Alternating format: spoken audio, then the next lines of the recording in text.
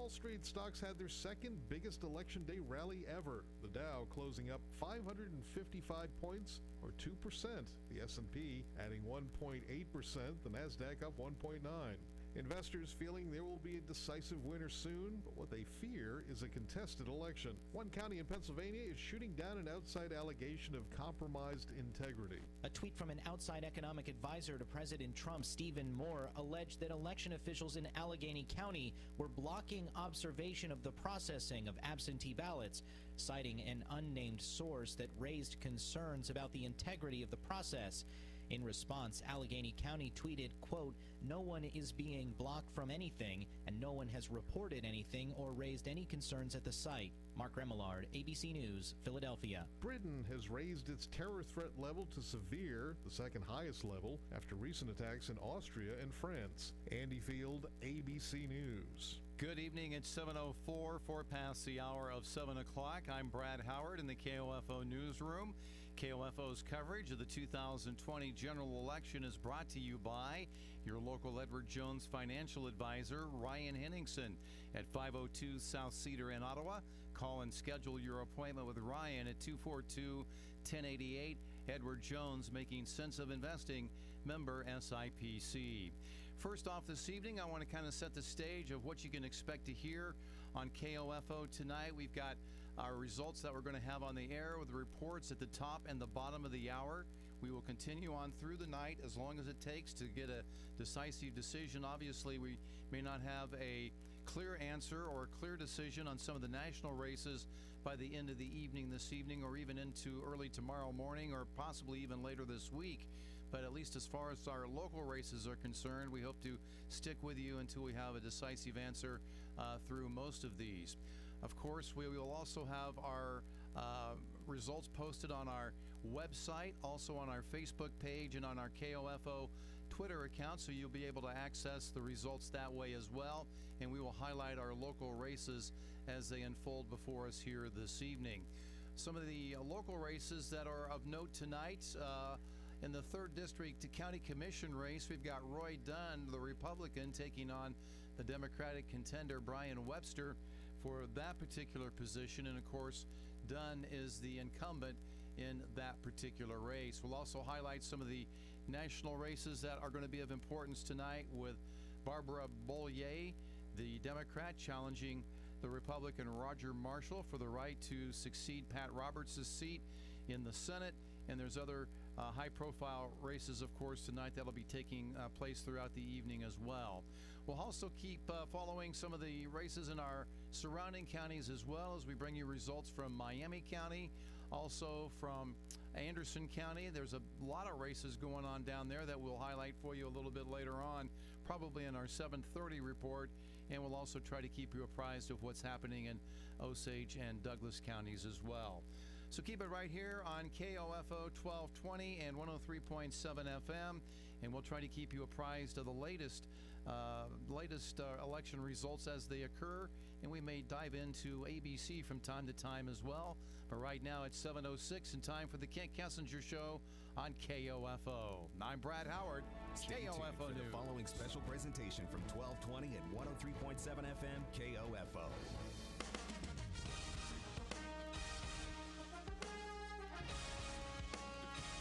KOFO, your sports source for East Central Kansas and home of Ottawa University Athletics, welcomes you to the Kent Kessinger Show, live from our new location, PrimeTime Grille at Fusion Alley. You can join us live at PrimeTime Grille during the show and enjoy a special discount on the Tasty Braves Burger while you're there, while we talk with OU Braves head football coach Kent Kessinger. Tonight's show is brought to you by PrimeTime Grille at 2204 South Princeton Circle Drive in South Ottawa, and by State Farm Insurance agent Keith King, Dingle & Son Mortuary, and Ottawa University. Now let's go live to PrimeTime Grille and join the host of the Kent Kessinger Show on KOFO, Bob Johnson. Well, welcome in, everybody, to PrimeTime Grille, the host of the Kent Kessinger Show here at 2204 South Princeton Circle Drive in South Ottawa.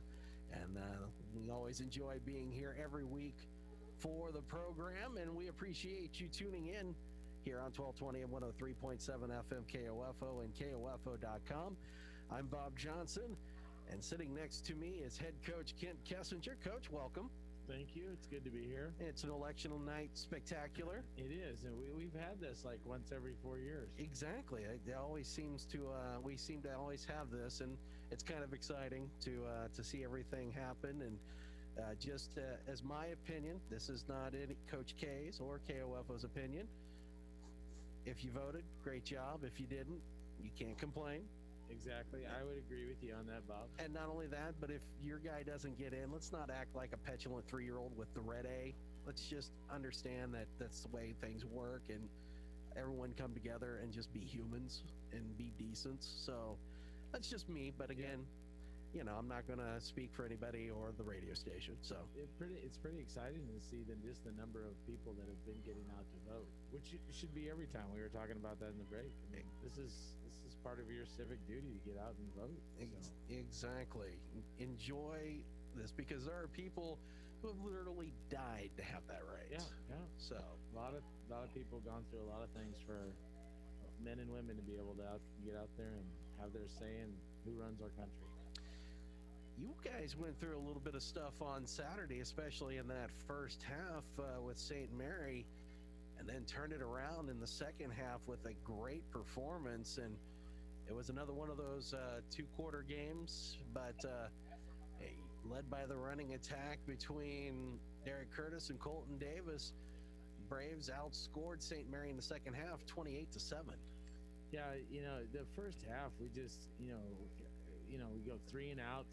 I think our first 5 possessions, we either went 3 and out, we punted once, and we turned the ball over twice, or it might have been even 3 times. It was pretty ridiculous, from that standpoint. So made sure that we made some adjustments and got guys, to get focused up a little bit. I think that I don't know if it wasn't a lackadaisical approach. I think, in particular offensively, it was just that we just weren't together on what we needed to do, and happened to be able to do it once we got our stuff going. And I think you look at Derek, and Derek made a nice cut on that first long run that all of a sudden sparks us and gets us going. And then at that point we were able to make some pretty good defensive plays in the first half. Go in, I think we went in down 10-7, I believe, and then came out in the second half and just started putting things together.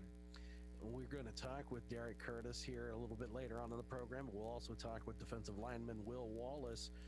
I think what impressed me the most, especially in the second half with the defensive performance, was just only 4 first downs given up in that second half. And the other one, the third down efficiency, they only allowed 1 converted third down in that second half. First half, I mean, we were looking well over 50%, and then all of a sudden it clicked, and the defense was able to shut them down.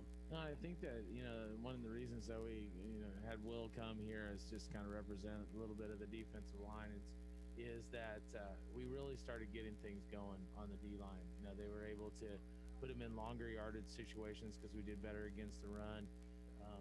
Guys like Jacob Garcia and Will and Aaron Schumann, and we were able to get Bryce Capron back again, which was nice, getting him off of COVID, to add another bit to us.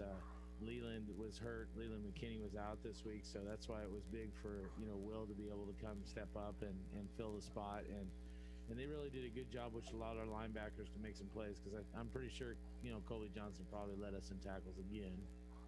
You would be right. Yeah, you would be right. With many, and I believe even a forced fumble or something along those lines. But it was Colby continues to have a great season, but Dion Williams played well. Oscar Palacios played well. You mentioned the defensive line, of course, Devin Johnson with that big interception.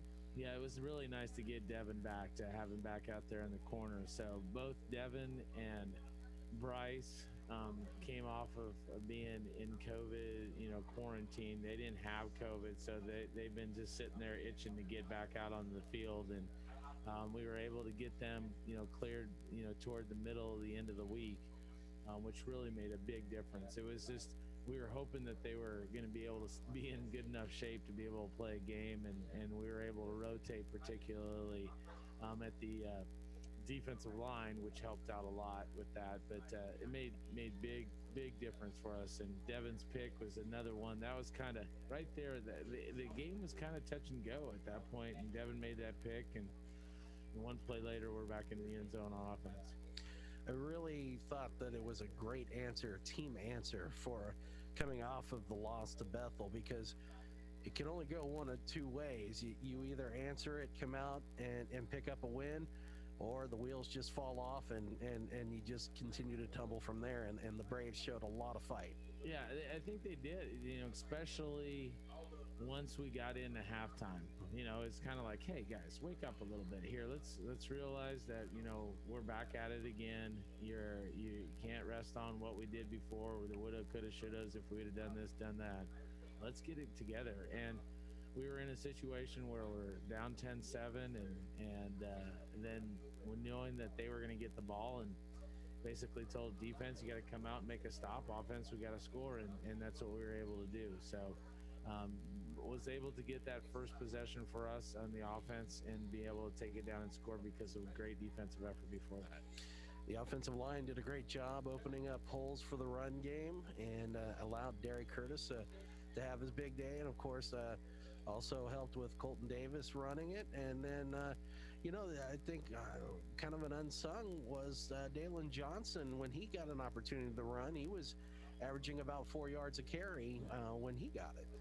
Yeah, he did. He came in, did pretty well. He's still kind of nursing a little bit of a leg injury, but he was able to come in there. The thing you look at these guys, particularly a guy like Derek, you don't have to give him much of a space. He just needs a little crease. If you get a little crease and get that speed going, he's off to the races. I mean, I think that we've had more plus 20-yard runs already in this part of the season than we did the entire season beforehand, and we've had some good plays with that. And then Colton Davis did a really good job with us at quarterback, being able to run and manage us. And it was a running game again, another 30-mile-an-hour win for us. So we were able to be pretty effective with that. Got to be balanced though every week, but that was nice to be able to hang our hat on the run game. We're going to talk a little bit more about the quarterback play here in just a little bit and see if we can maybe get some questions answered or get some thoughts from head coach Kent Kessinger. We're also going to get some advice a little bit later on this evening with some letters that were sent in. So we're going to have Dear Coach K, a little bit later on this evening. All right. But let's take our first break of the night right here. When we come back, we will talk. We'll see. We're going to play rock, paper, scissors during the break. So it'll either be Will Wallace or Derek Curtis when we return.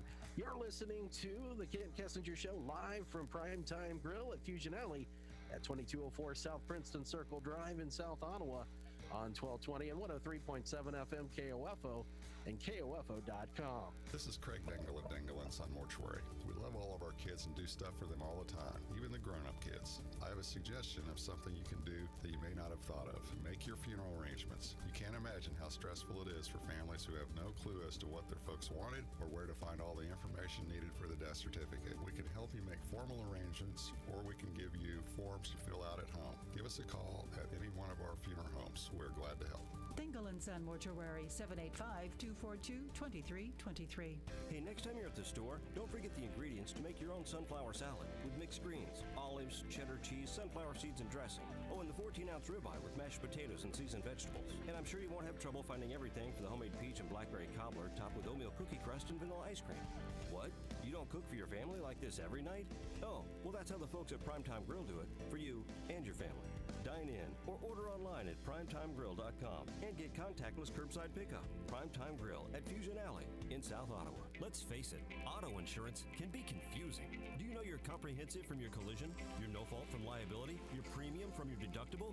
After an accident is no time to find out that your definition of full coverage is actually different from what your policy says. Let local State Farm Insurance Agent Keith King explain auto insurance in terms you can understand. I'm State Farm Insurance Agent Keith King. Let's work together to be sure your vehicle has the coverage you need. Call and schedule an appointment today at 242-9435. Stop by my office at 111 South Main in Ottawa or visit online at keithking.net. If you owe back taxes, there's a lot you need to know, starting with rule number 1. Don't mess with the IRS. They are cracking down this year by sending out heart-stopping letters, actively garnishing paychecks, levying bank accounts, and putting liens on homes and businesses. That's all true, but it's also true there's a way out. It's called the Fresh Start Initiative, an important government program for tax debt assistance. It's one of the biggest breaks the IRS has ever offered, so now's the time. You could qualify for tax relief that saves you thousands, even tens of thousands. Nobody knows this program like the award-winning experts at Optima Tax Relief. They have an A+ rating with the Better Business Bureau and will fight to get you the best deal possible.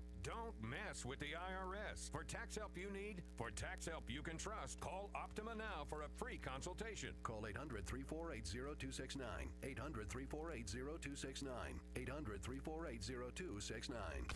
Optima Tax Relief. Some restrictions apply. For complete details, please visit OptimaTaxRelief.com. It's coming.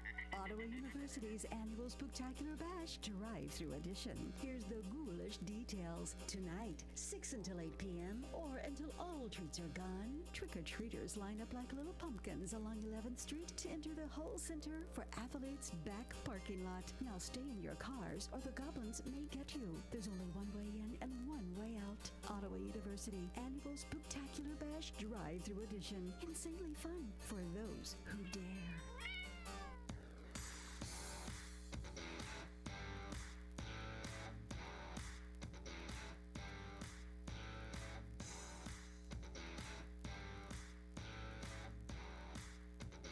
Welcome back to the Kent Kessinger Show, live from PrimeTime Grille at Fusion Alley. Come on in. We're here till 8 o'clock. Join us for some delicious Kansas cuisine, appetizers, salads, burgers and sandwiches, prime courses, fresh sides, all kinds of fun stuff like that, and good food, plus really good service here at PrimeTime Grille.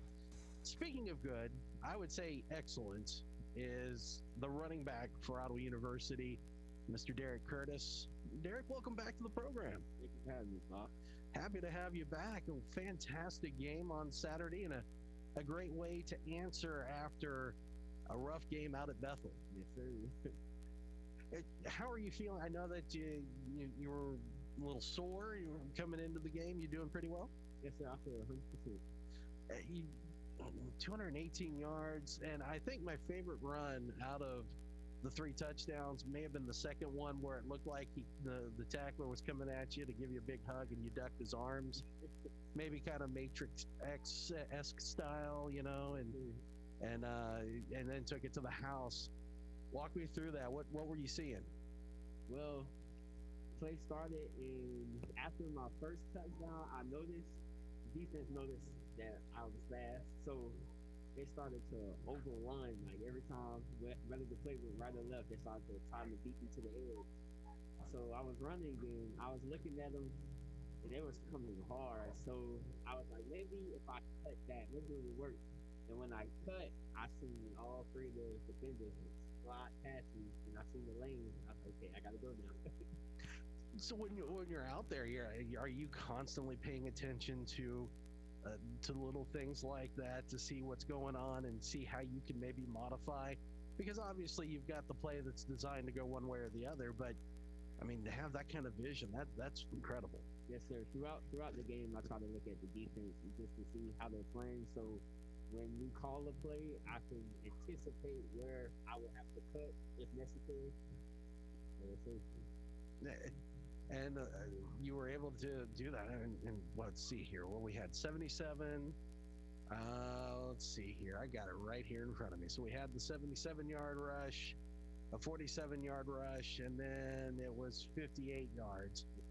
And just those 3 alone right there, I think I'd retire after that point in time and just walk away. But, man, you're doing it on a weekly basis. Yes, sir. Walk me through. Besides doing the physical training, you sit through, watch film, study as much as possible. Kind of walk me through a week for Derek Curtis when it comes to getting ready for a game. Yes, sir. Monday, we watch film of the previous game, and after Monday, really, I just knock out the game that we just played, just knock it out of my head. I'll get on to the next opponent, and mostly Wednesday, because usually Wednesday I don't have classes. Wednesday is when I really watch the most film. Because it's the same like during games. I just look at how the defense move, how they flow towards the ball, and things like that, just to give me an advantage when the game starts. So, and then of course you make adjustments once you get in game. Also, when you watched film going into Saturday, did you think? And I guess you always think that you're going to be able to do something, but did you see things that you were like, okay, I can take advantage of this, or I can do this, I can do that? Yes, sir. Really, mostly a lot of our run plays are mostly like zone runs. So when I was watching film with St. Mary's, I was looking at their defenders and their linebackers. They come up hard and they came up hard. So my thinking before the game started was, if I get past those linebackers, it's left to the defensive back to catch me. And me personally, when I get an open space, I just run. So I'm not sure anybody in the conference is going to catch you. I mean, I haven't seen everybody yet, but dude, your speed. Did you run track at any point in time? Is there anything you do training wise that helps you with speed, to pick up speed? Yes, sir. I started running track when I was 9, actually. So I ran track my whole life. And training wise, I like to do a lot of resistance. Like I either do a lot of parachute, or I have resistance zones that go around your race. And during the off season, I do a lot of running with that. I do a lot of like jump cuts, cutting with the resistance band. So when the resistance band is off, everything is like lightning. It's quick.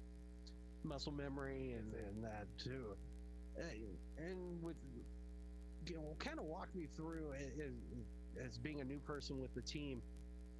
After having that rough week against Bethel, you come into this game, and it kind of started a little slow, but you were able to get the big touchdown run, get everybody within 3 before the half. Do you sense maybe that you needed to pick me up to kind of get that fire lit again? Yes, sir. Throughout the first quarter, I was just looking. I was like, we're a better team. Like I knew we were a better team than what we were displaying on the field. And I want to say, the drive before my first touchdown, I called the linemen together and I told them, I was like, we all had. I had to pick it up, the whole team. We all had to pick it up. And I was telling them, I was like, we're a way better team. And I personally thought we were a way better team than St. Mary's.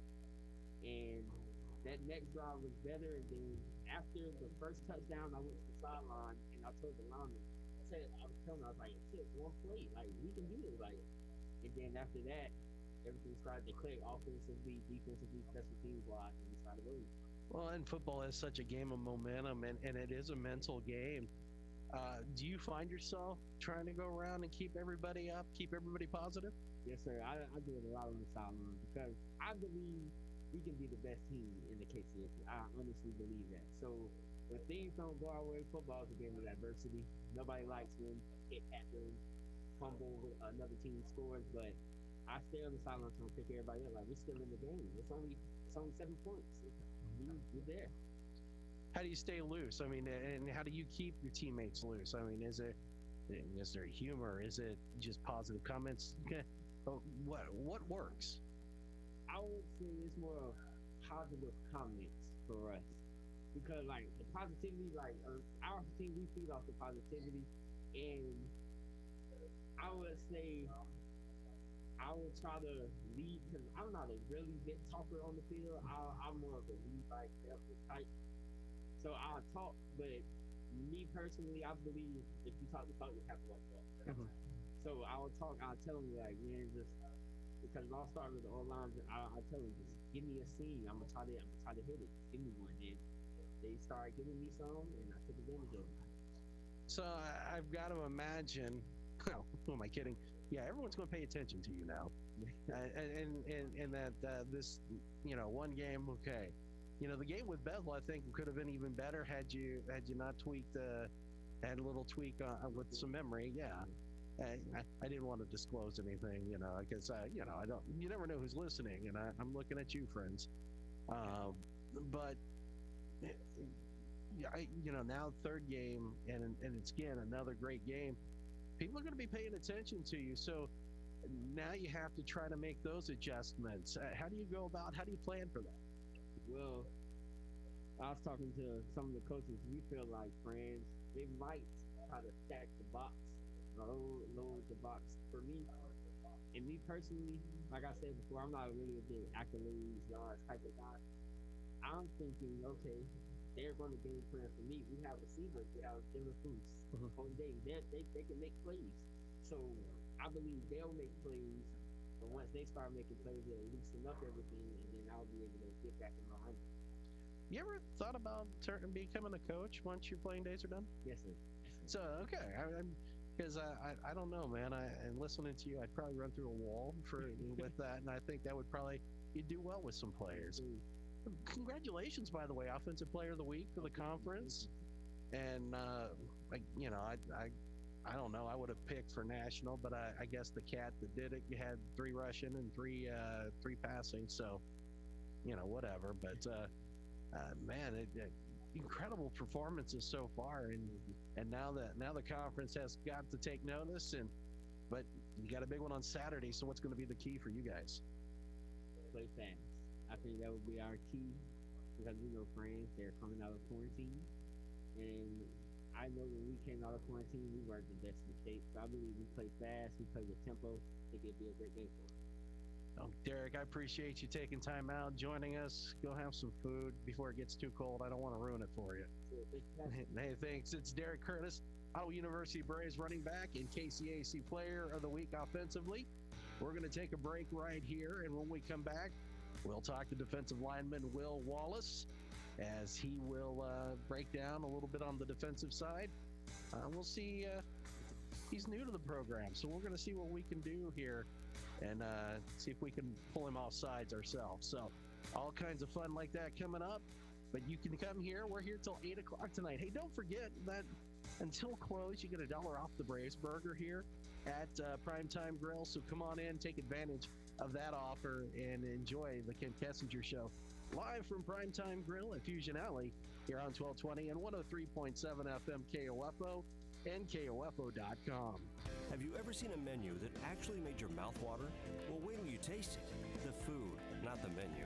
Lunch at PrimeTime Grille at Fusion Alley just got better with their new lunch menu, including tasty salads, half sandwiches with a fresh side, a full sandwich, and more with fries, all your favorite beverages, and service that gets you back to work in time. You got to do lunch, so why not do it in prime time? The new lunch menu at PrimeTime Grille, available Monday through Friday from 11 to 2. See it online at PrimetimeGrill.com. PrimeTime Grille at Fusion Alley in South Ottawa. It's never too late to become who you're supposed to be. However, sometimes you may need a little help. Ottawa University can get you there. Their faculty and staff are dedicated to preparing graduates for a lifetime of significance. With dozens of degree programs, including accounting, engineering, human services, and marketing, as well as graduate degrees in business administration and education, Ottawa University will prepare you for whatever or whoever you want to be. Don't wait. Get started today. Find out more by visiting online at ottawa.edu.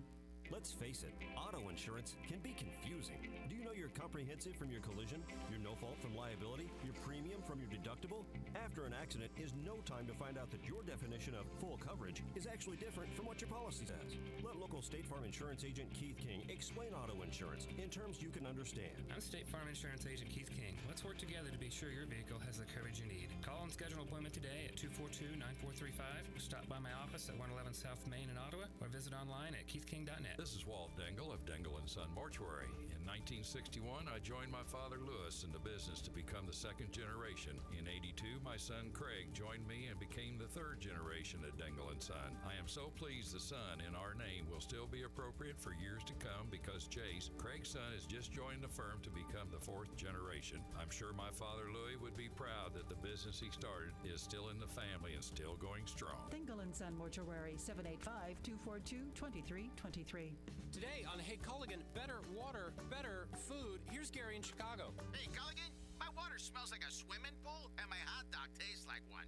Sounds like your water comes with a little chlorine. Chlorine? You know, you could get a great for cooking water, delicious for drinking water Culligan reverse osmosis system. Yeah, I'll take one of those and 2-3 more hot dogs. No can do on the dogs, Gare, but one Culligan reverse osmosis system already on the way. Get started for as little as $10 a month for 6 months at participating Culligan dealers. You hear that? That's my kids destroying my house. Normally that would stress me out, but I'm taking a Vicks Vapo bath. So now I'm floating. Plus the husband's watching them. Vicks Vapo Bath crystals are for any time you need to de-stress. Let the soothing scent of Vicks Vapors create a little escape whenever you need it. Which in this household is a lot. So transform your bath time with new Vicks Vapo Bath crystals. Find them in a store near you. Information and entertainment in East Central Kansas. KOFO K279CS Ottawa, where keeping you informed comes first. Here's Brad Howard. Your voice, your vote 2020 election coverage on KOFO, brought to you by your local Edward Jones financial advisor, Ryan Henningsen, at 502 South Cedar in Ottawa. Call and schedule your appointment with Ryan at 242-1088. Edward Jones, making sense of investing, member SIPC. Well, the polls closed at 7 o'clock tonight. We are still waiting for numbers to trickle in on the local level. One of the things that I heard about 2 weeks ago at a public event that Janet Paddock, our Franklin County clerk, was in attendance at, and she had indicated back then that they are actually going to start counting the advanced voting ballots at 7 o'clock. I believe it was at 7 o'clock in the morning this morning, that they had such an influx, or were anticipating such an influx of those advanced ballots, that they were going to start counting that early to get those taken care of, and they'd have to start at that early hour in order to get results in time for the results in the different precincts to report here this evening, and to be able to include those votes into the total. So it's been an all-day affair at the courthouse already, and it's going to continue into the night with the polls closing at 7 o'clock this evening and the different precincts reporting in. And pretty soon here we should be getting some results that we can hang our hat on here and kind of find out how things are going to start to unfold. I got to tell you, though, right now it looks like to me that the Kessinger Johnson vote is head above heels over both Trump and Biden for the presidency right now. So we'll see if that continues to hold out throughout the evening here this evening. Of course, we're watching the national race for the president. U.S. Senator, we got Roger Marshall, the Republican candidate, and Barbara Bollier, the Democratic candidate. In the U.S. Representative 2nd District, it's Topeka Mayor Michelle de la Isla, and also Jake LaTurner. And also in the Senate District 12th race, it's Mark Samsel from Wellsville going up against Roger Sims. And then in the 59th district in the House of Representatives, we've got the incumbent Blaine Finch, who is being challenged by Karen Rugg, the Democratic candidate. So that's the way things stand in the general election 2020 national and state offices. And again, as we mentioned, no results coming in so far here this evening, at least on the Franklin County level. And as soon as that changes, we will let you know here on KOFO. We've got several different ways in which you can follow the results tonight. In fact, one of the things that we're probably going to do once we get through the Kent Kessinger show here later on, and after ABC News at the top of the hour and our local report, is we'll probably join ABC News coverage for the national perspective and get some information to you that way as well. And then we'll continue to break in at the top and the bottom of the hours and give you reports at those particular locations. Might also point out that KOFO's Milton Amel is stationed down at the Franklin County Courthouse as well, and we'll be phoning in reports tonight there as well. So we'll be able to hear directly from Milton and the courthouse when things start to happen there. So We've got it covered from about all the different angles we could possibly look at here this evening. And we thank you for tuning in with us tonight. We'll have another report coming up for you right after ABC News at the top of the hour at 7:04. I'm Brad Howard, KOFO News.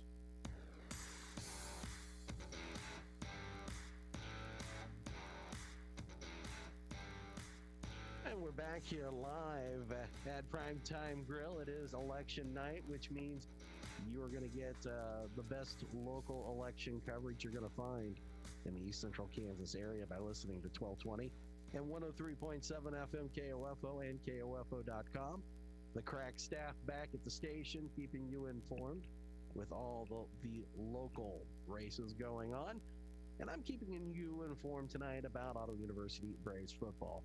But of course, we're doing it here from PrimeTime Grille, and you can come and eat with us. We're here till the top of the hour, but you can stay till close. You get $1 off the Braves burger from now until close. And hey, the staff's all masked up. They've done a lot of cleaning and sanitizing, and they continue to do that with all the COVID-19 stuff. And they make sure to distance the tables. So it's a pretty safe environment to come out and eat here at PrimeTime Grille. Joining us now is a defensive lineman, senior, and got to see some playing time this last weekend with St. Mary. We want to welcome Will Wallace to the show. Will, I promised no Braveheart jokes, and so I'm going to keep it that way. I've got to keep my promises, so one day if I do run for president, that no one can say I lied. Will, welcome to the program, and fantastic day by the defense, especially in the second half. You had a fantastic performance yourself out there. Kind of walk me through, was there a moment in that ball game where everything just started to click for the defense? Because there were some struggles early on, and then just all of a sudden everything just started hitting on all cylinders. Yeah, I think early on we just kind of got hit by that inside zone offense. They kept running against us. We were playing a little bit of catch up. At halftime, we definitely made some adjustments, moved into kind of a pseudo four-man front with a different package we put in there. We bring a defensive lineman in who plays that three technique or sometimes out on the edge. I think that just gave us a little more power on the inside to stop their double teams and their pulls on that inside zone that they like to run. And kind of with as we mentioned, with those struggles early on, did you all get together and kind of talk things through? Kind of what was it like on the sidelines, and was there any sort of pep talk or anything, or is it just we're going to go out and start putting our foot into some hind ends? No, absolutely. One thing that we kept seeing that we weren't necessarily ready for, we getting cut block on the backside of that inside zone like I was talking about. And so we just kind of adjusted to that, made sure we were looking at some key reads on some of their guards. And obviously the defensive line coach got into us for giving up so much inside rushing yards. So there's definitely a pep talk at halftime and a little bit of butt chewing. And then in that second half, you guys just went on a tear. You only allowed that one long touchdown run, but I think it was 4 total first downs in that second half. You only gave up 1 third down conversion, and it really was able to show what this defense can do. I don't want to say that was there any surprise in that, but at the same time, with coming off of what happened with Bethel, how much of a confidence boost was that? I think it was great for us. We came out a little bit slow in the beginning, but I think we finally got back into our rhythm. This year we've had a brand new defense, and with the COVID breaks we've had to take, we're still trying to find our groove with it. And I think that second half that we played against St. Mary's definitely helped us find our new identity as a defense. And you feel like you're going to be able to hold on to that momentum and take it with you into this game with friends on Saturday? I believe so, yeah. So you come from Strasburg, Colorado. Where is Strasburg located at? It's 30 miles east of Denver along I-70. Broncos fan? Yes. Oh, God. Go. That's it. I can't have that on the show. I can't blame you. It's been a rough year. Look, as a Chiefs fan, I have sat through the John Elway years. I sat through the run, pass, punt offense of Frank Gans, John Makovic. the list goes on and on. So the heartbreak, the discontent. So I do harbor grudges against the Broncos. I'm sorry. I suppose we can give you guys a little time in the spotlight. It'd be nice. It'd be nice. Appreciate it. So, what brought you to Ottawa University? Well, one of our defensive coaches, Jordan Dodge, his dad actually coached at my high school, so that was the main connection that got me here. And I just got some academic scholarships I couldn't pass up on, and it was a great opportunity to come here. And so I think I made a good move. Hashtag shout out Coach Dodge. So hello to him this evening. And what degree are you going after? I'm studying engineering. So wow. So you want to just host the rest of the show, man? Because I mean, you're obviously probably going to be able to come up with things a lot smarter than I am doing this engineering thing. Honestly, I'm not that good at talking, so I'll just let you take control. Oh, okay. And so, what are you, with the engineering degree, what are you looking at doing once you get out of college? I put in an application for a geological information systems graduate program at Fort Hays State. Want to get into topographic map making, hopefully someday. That sounds really interesting, actually. What is it about that interests you? I've done some internships in a design engineering setting. I found myself bored with office work, so hopefully this will allow me the opportunity to do some problem solving. I use the engineering method, but also be outside, be outdoors, and just living life and doing what I like to do. That sounds like actually a pretty awesome gig right there in itself. So, would you well, obviously you're going to suggest that people should take part in the engineering program at Ottawa University, but give an honest opinion here. Would you? I would. I know it's a little daunting coming into a program that's still seeking that accreditation from the ABET community, but if you come in with the idea that it's gonna change your mind, it'll absolutely do that and put you on a good path. Well, it sounds like you're definitely on that path yourself, and congratulations on a great game on Saturday, and go out there and let's do it again against Friends this Saturday. Absolutely. That is Ottawa University's Will Wallace joining us here on the Kent Kessinger Show, live from PrimeTime Grille. We're going to take our final break. When we come back, we're going to get Coach's thoughts on the game on Saturday against Friends, and we're going to get a little bit of advice from Coach K as we present Dear Coach K when we return. You're listening to the Kent Kessinger Show, live from PrimeTime Grille at Fusion Alley at 2204 South Princeton Circle Drive in South Ottawa on 1220 and 103.7 FM KOFO and KOFO.com. Let's face it, auto insurance can be confusing. Do you know your comprehensive from your collision, your no fault from liability, your premium from your deductible? After an accident is no time to find out that your definition of full coverage is actually different from what your policy says. Let local State Farm Insurance Agent Keith King explain auto insurance in terms you can understand. I'm State Farm Insurance Agent Keith King. Let's work together to be sure your vehicle has the coverage you need. Call and schedule an appointment today at 242-9435. Stop by my office at 111 South Main in Ottawa, or visit online at keithking.net. This is Craig Dingle of Dingle & Son Mortuary. When you buy a monument from us, you can count on us to set your stones so that it will remain stable through the years. We pour a substantial amount of fresh concrete with stabilizing piers for the base. A monument is a permanent recording of your family history, and you have every right to expect it to be standing straight and tall for future generations to see.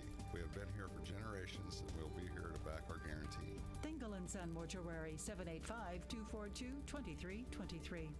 It's never too late to become who you're supposed to be. However, sometimes you may need a little help. Ottawa University can get you there. Their faculty and staff are dedicated to preparing graduates for a lifetime of significance. With dozens of degree programs, including accounting, engineering, human services, and marketing, as well as graduate degrees in business administration and education, Ottawa University will prepare you for whatever or whoever you want to be. Don't wait. Get started today. Find out more by visiting online at ottawa.edu.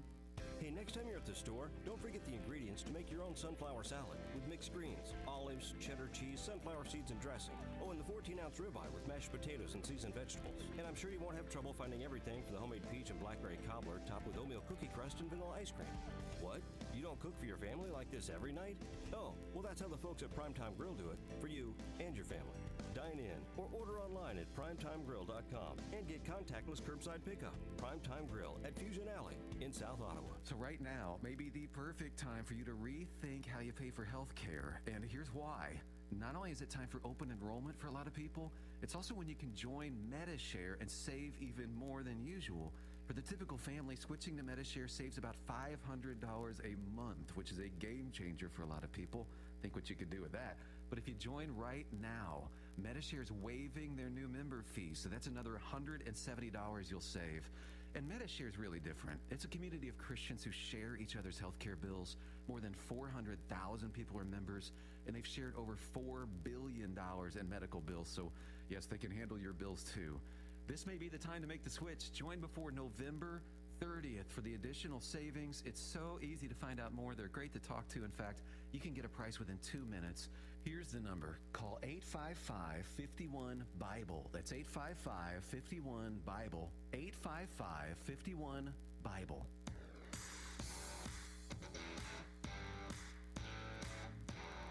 And it's time for the final segment here on the Kent Kessinger Show, live from PrimeTime Grill, here on 1220 and 103.7 FM KOFO and KOFO.com. So, game with Friends on Saturday. Friends is coming off of quarantine. Yeah. And I wanted to ask about the passing game for Ottawa University because it's been interesting. Absent?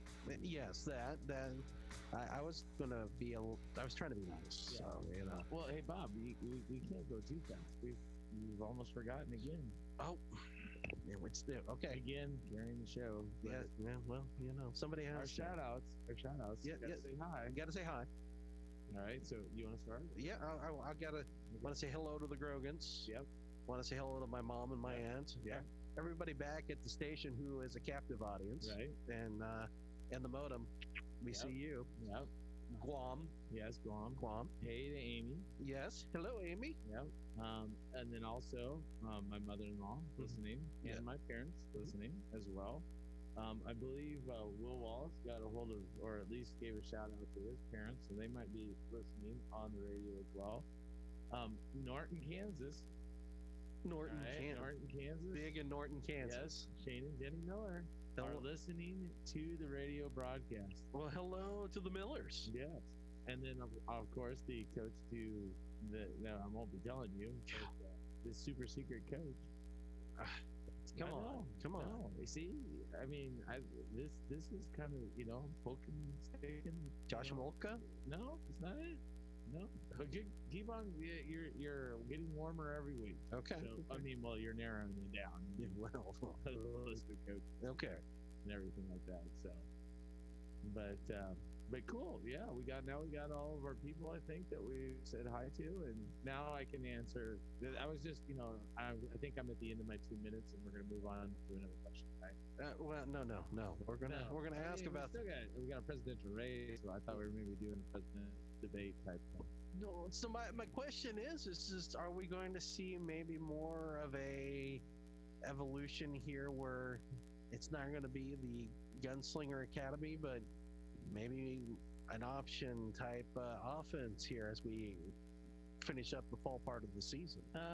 No, I think that we've had 2 games where we've had 30-mile-an-hour winds, and it is rather difficult to throw into the wind, let alone with the wind as well. So in those 2 cases, we were able to get the run game going for us, and we just kind of hung our hat on it. Right now, hopefully we can continue this on, but Derek's getting 8.1 yards a carry. I think this last week you mentioned Devin Johnson had 4 yards a carry. I believe that it was the same thing for Colton Davis. He was getting 4 yards a carry. We're breaking up big plays, and if you can, if let's say we hand it off to Derek for 8 yards, well, then the next play we got a first down with whoever's carrying the ball. So if you can do that, or you put Colton and then Dalen together, that's 8 yards, and then the next person gets the first down.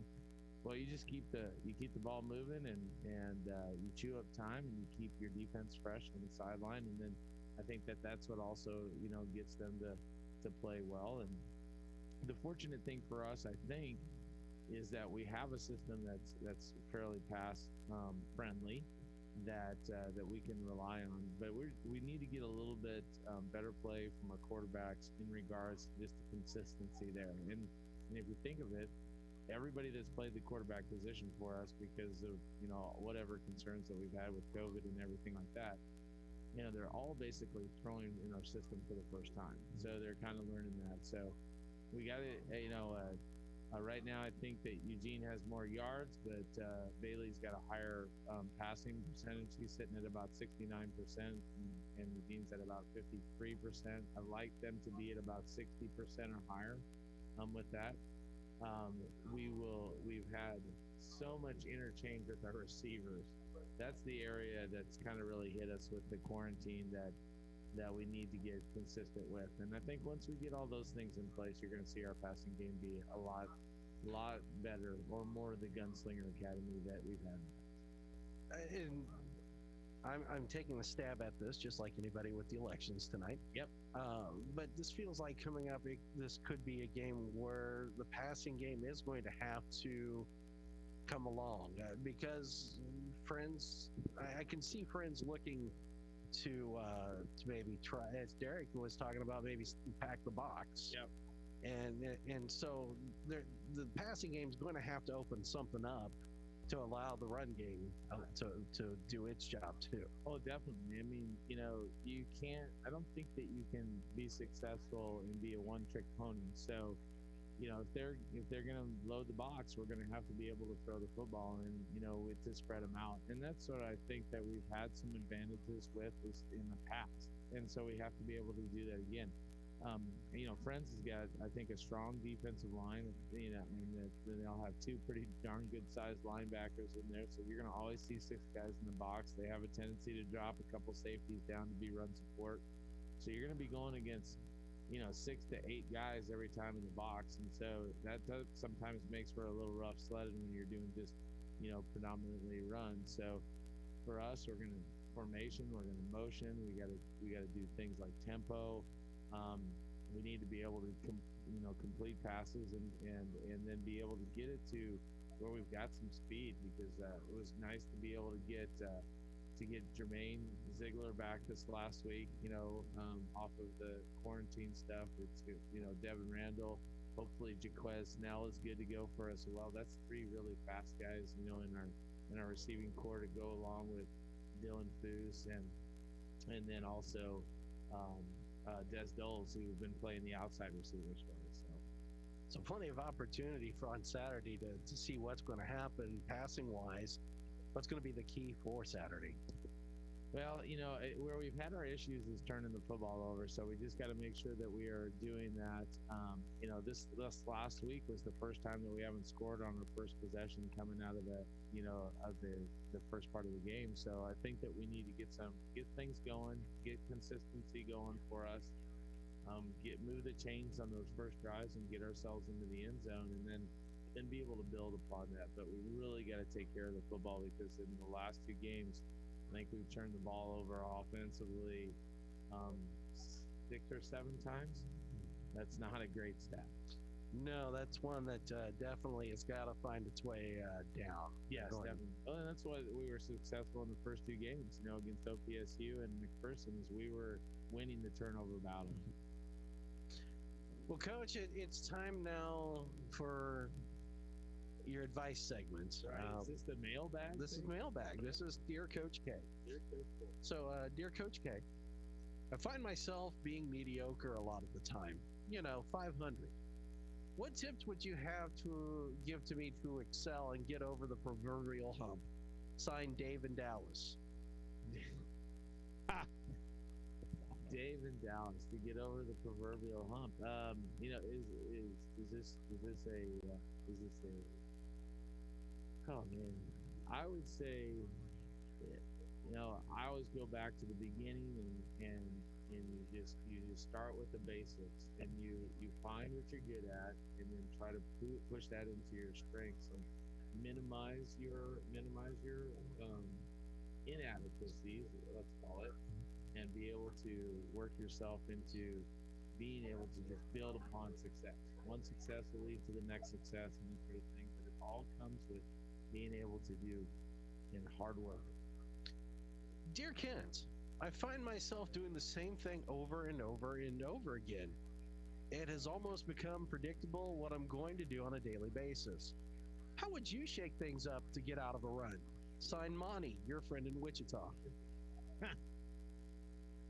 Well, sometimes you just gotta open up, a book of knowledge and embrace other people's ideas. This week, I've embraced some of the staff's ideas into our offense, so we're going to be able to go to this. Hopefully, it gives us a fresh approach.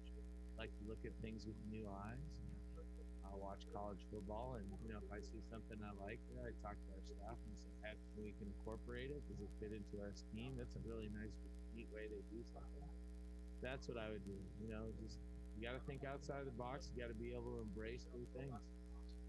All right, well, we have time for one more real quick. Dear Coach, I'm wanting to learn the rules of football in a comprehensive manner. Is there a book you would suggest? Signed, Casey, AC Ref. Well, Casey, what I would do is I would definitely look into the NCAA rule book. It can be a little bit of a dry read, but I understand they have some videos and some diagrams, some PowerPoints that might be able to help you not only see it, and then there's some video clinics. And so if you're, maybe you're not a reader, maybe you just need a visual, like watch a movie. That's kind of the way I got through literature class in college. If there was the movie out, I watched that along with looking through the book. That's great suggestions right there. Sometimes you just gotta look at it with your eyes. Be a visual instead of maybe you're a tactile learner, maybe you're an auditory learner. Just we gotta hit those things. Find your strengths. Yeah, find your strengths. Maximize it. Well, that's this week's Dear Coach K, the mailbag. So I like that. So but that's gonna do it for this week's show. It went by so fast. Stay tuned at the top of the hour with election coverage from back at the KOFO studios.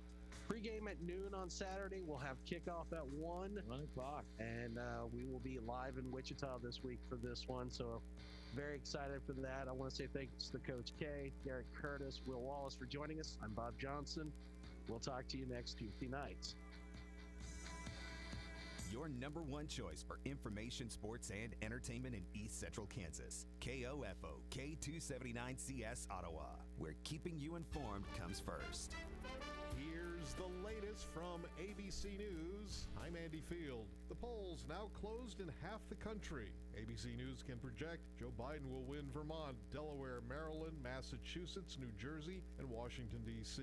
President Trump will take Kentucky and Oklahoma. But it could be a long night before we know who wins the White House. Michael Waldman is with the Brennan Center, a nonpartisan law and policy institute. Everybody's got to be a little patient. Polls show that the public gets this and is expecting it to take a while. At least 100 million people voted early this year. ABC's Brian Clark with more from the decision desk. The way we voted has changed in 2020. According to preliminary exit polls, 64% of people said they voted early, 34% of them by mail, 30% of them in person.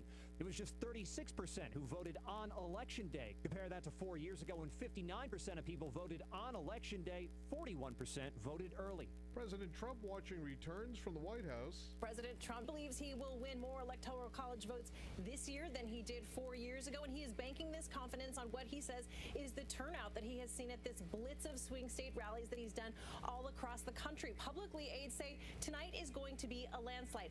That's the public story. Privately, when you talk to aides, people on the campaign, they can see they've got a very large uphill battle to climb tonight. ABC senior White House correspondent Cecilia Vega.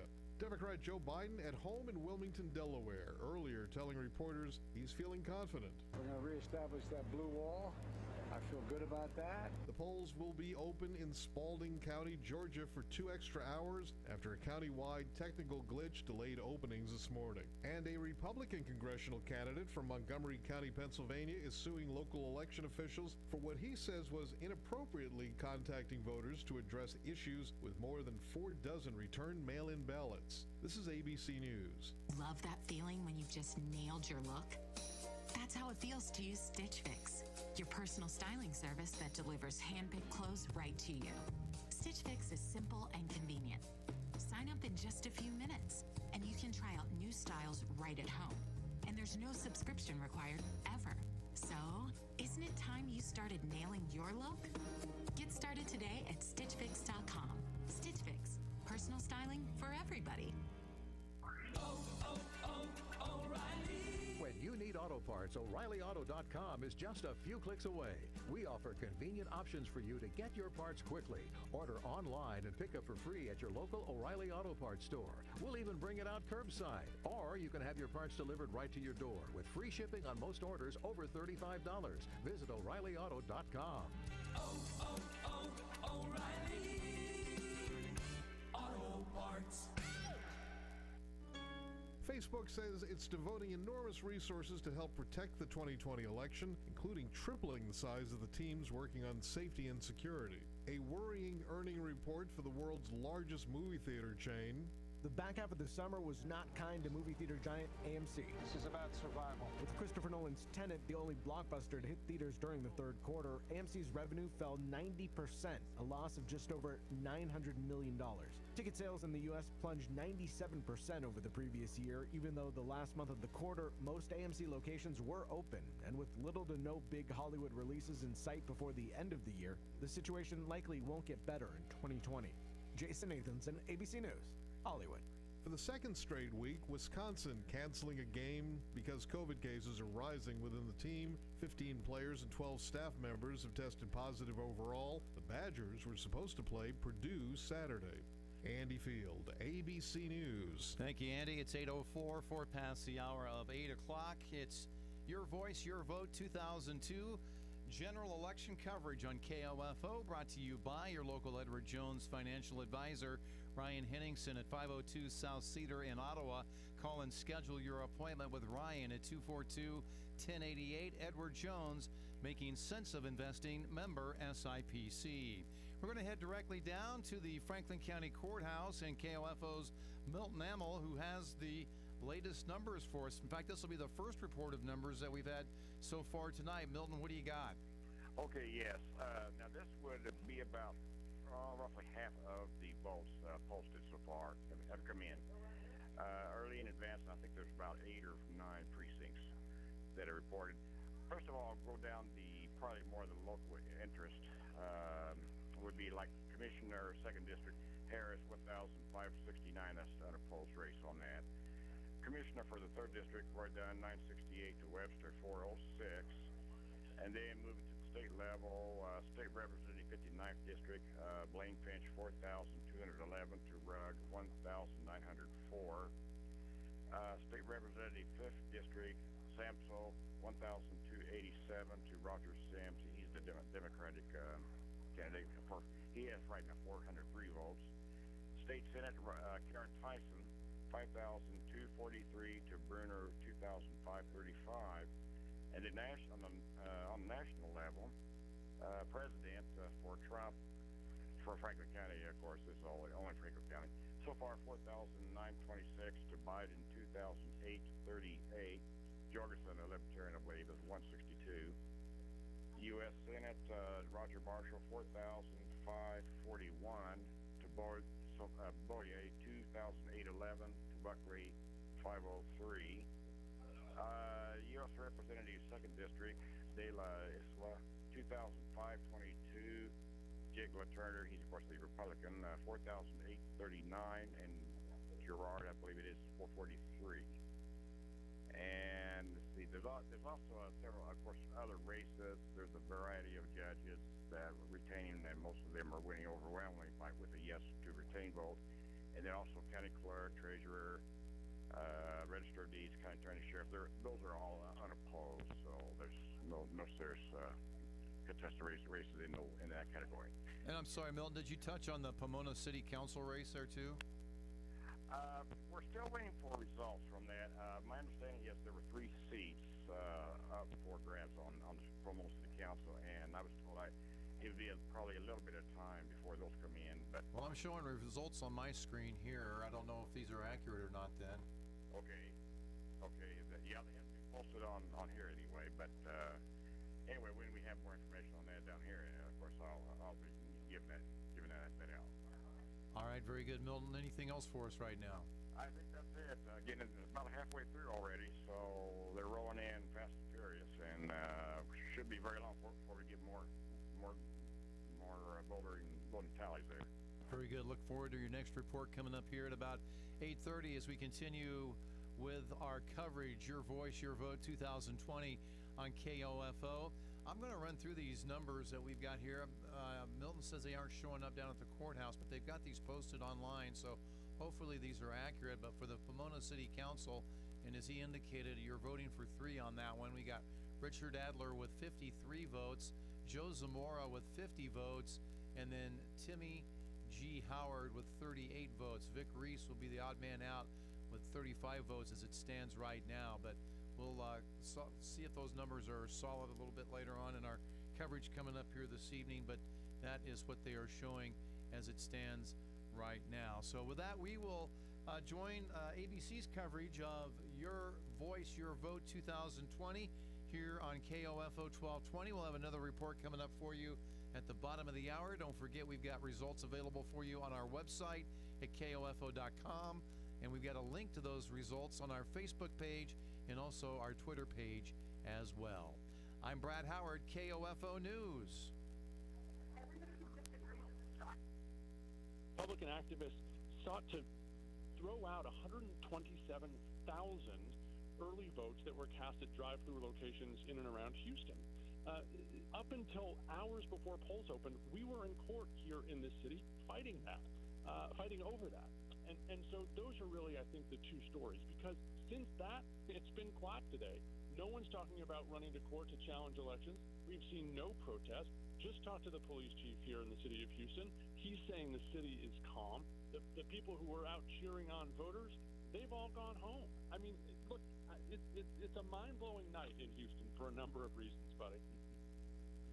Ted, it's Karen Travers here. ABC News has projected that Senator Cornyn will win his Senate race in Texas. What does that indicate to us about what the presidential race is looking like? Anything? Well, I think it says a couple things, I suppose. And one is that, yes, it probably looks better as the evening goes on for President Trump here. I think it also says that these are two different people, right? In Texas, there is no straight ticket voting. The legislature got rid of that in the last legislative session, and so you cannot go into the polls and simply vote every Democrat or every Republican. You're forced to split the ticket. So I think one of the very interesting things, Karen, that'll be worth looking at as we see more and more is, what's that difference? How many people voted for Senator Cornyn to return him to Washington and his position of leadership, either in the majority or the minority in the Senate there, but didn't vote for President Trump? I think that will be a key story to watch here for Texas Republicans and the Texas Democratic Party as they seek to try and recruit better candidates in the future.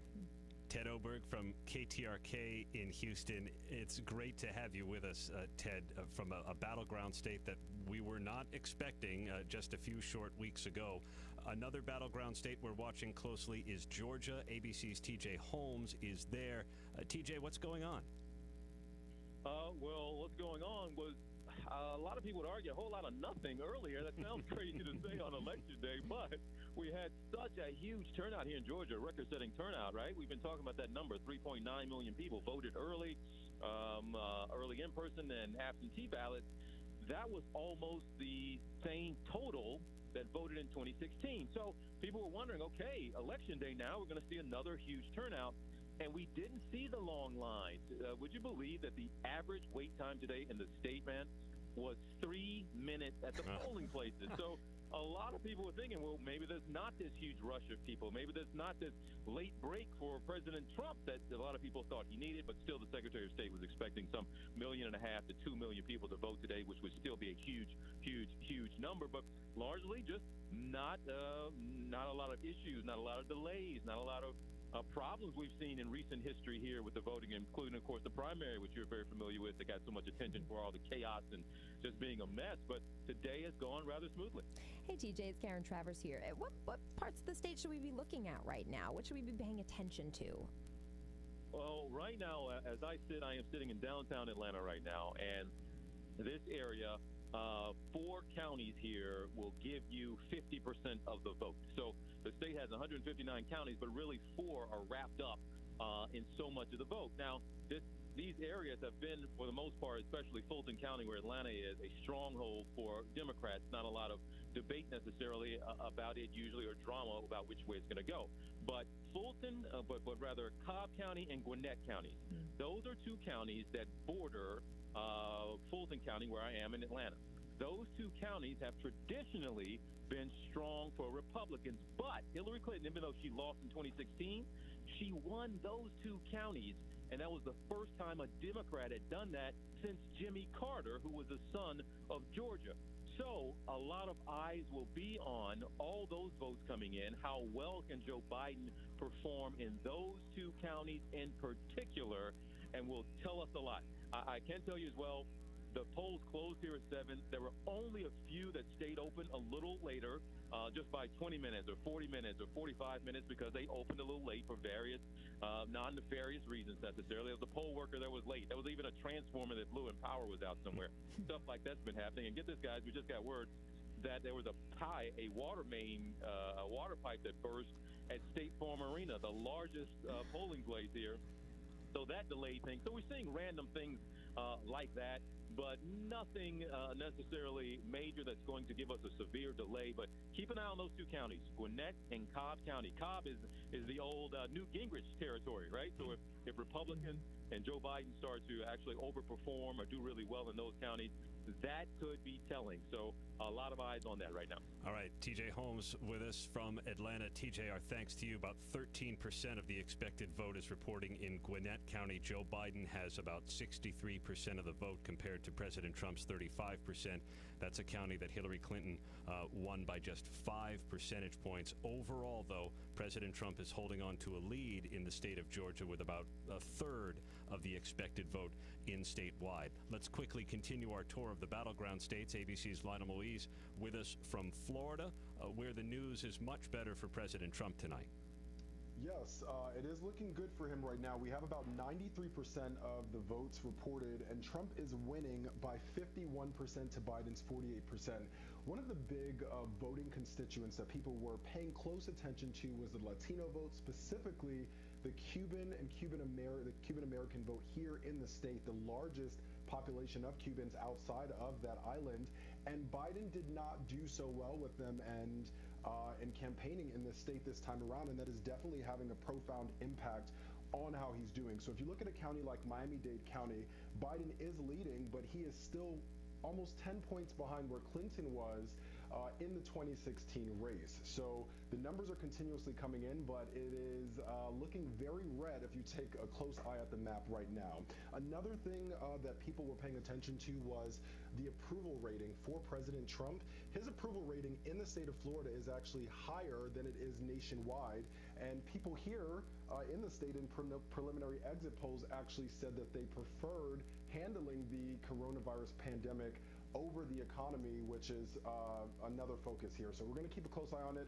About 93% in. Different focus in Florida than, say, maybe in some of the northern battleground states where the pandemic is raging and setting new records every day. Certainly something to watch. ABC's Lionel Moise for us in Florida. Stay with us. I'm Aaron Katursky. You're listening to live coverage. Your voice, your vote from ABC News. Here's your exclusive KOFO Weather Center forecast. Are you pregnant and don't know where to turn? Live Care Center is here to help. Visit lifecarecenter.org or call 785-242-4500 today. Tonight it's going to be mostly clear with a low of 49. Tomorrow mostly sunny with a high of 72. Tomorrow night partly clear with a low of 47. Thursday sunny with a high of 71. Thursday night mostly clear with a low of 48.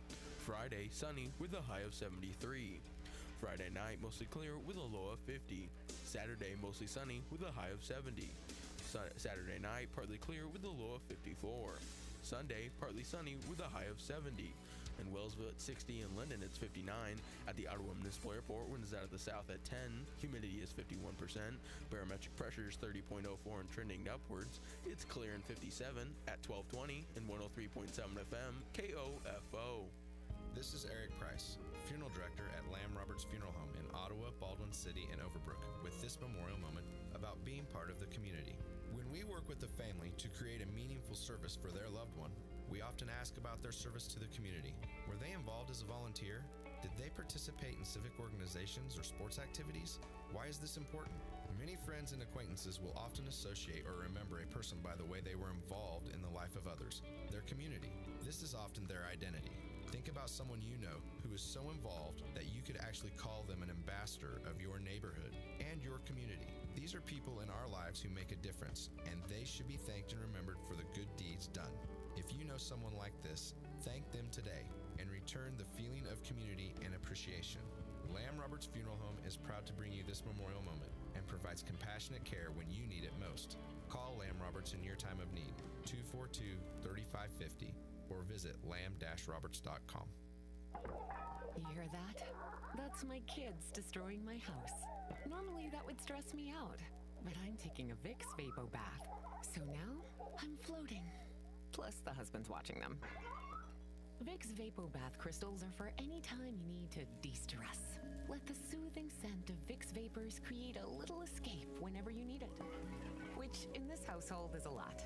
So transform your bath time with new Vicks Vapo Bath crystals. Find them in a store near you. If you owe back taxes, there's a lot you need to know, starting with rule number 1. Don't mess with the IRS. They are cracking down this year by sending out heart-stopping letters, actively garnishing paychecks, levying bank accounts, and putting liens on homes and businesses. That's all true. But it's also true there's a way out. It's called the Fresh Start Initiative, an important government program for tax debt assistance. It's one of the biggest breaks the IRS has ever offered, so now's the time. You could qualify for tax relief that saves you thousands, even tens of thousands. Nobody knows this program like the award-winning experts at Optima Tax Relief. They have an A+ rating with the Better Business Bureau and will fight to get you the best deal possible. Don't mess with the IRS. For tax help you need, for tax help you can trust, call Optima now for a free consultation. Call 800-348-0269. 800-348-0269. 800-348-0269. Optima Tax Relief. Some restrictions apply. For complete details, please visit OptimaTaxRelief.com. Today on Hey Culligan, better water, better food. Here's Gary in Chicago. Hey Culligan, my water smells like a swimming pool and my hot dog tastes like one. Sounds like your water comes with a little chlorine. Chlorine? You know, you could get a great for cooking water, delicious for drinking water, Culligan reverse osmosis system. Yeah, I'll take one of those and 2-3 more hot dogs. No can do on the dogs, Gare, but one Culligan reverse osmosis system already on the way. Get started for as little as $10 a month for 6 months at participating Culligan dealers. Lock it in and never leave. 103.7 FM KOFO.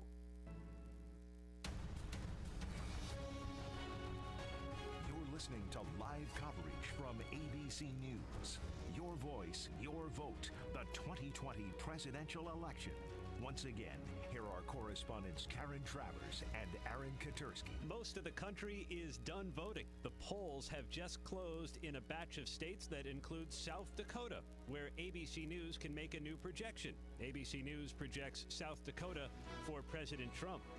The polls have been closed for about an hour and 20 minutes in Connecticut, and ABC News projects Connecticut for Joe Biden on the path to 270 electoral votes, which is going to take the candidates beyond the traditional battleground states, including Arizona.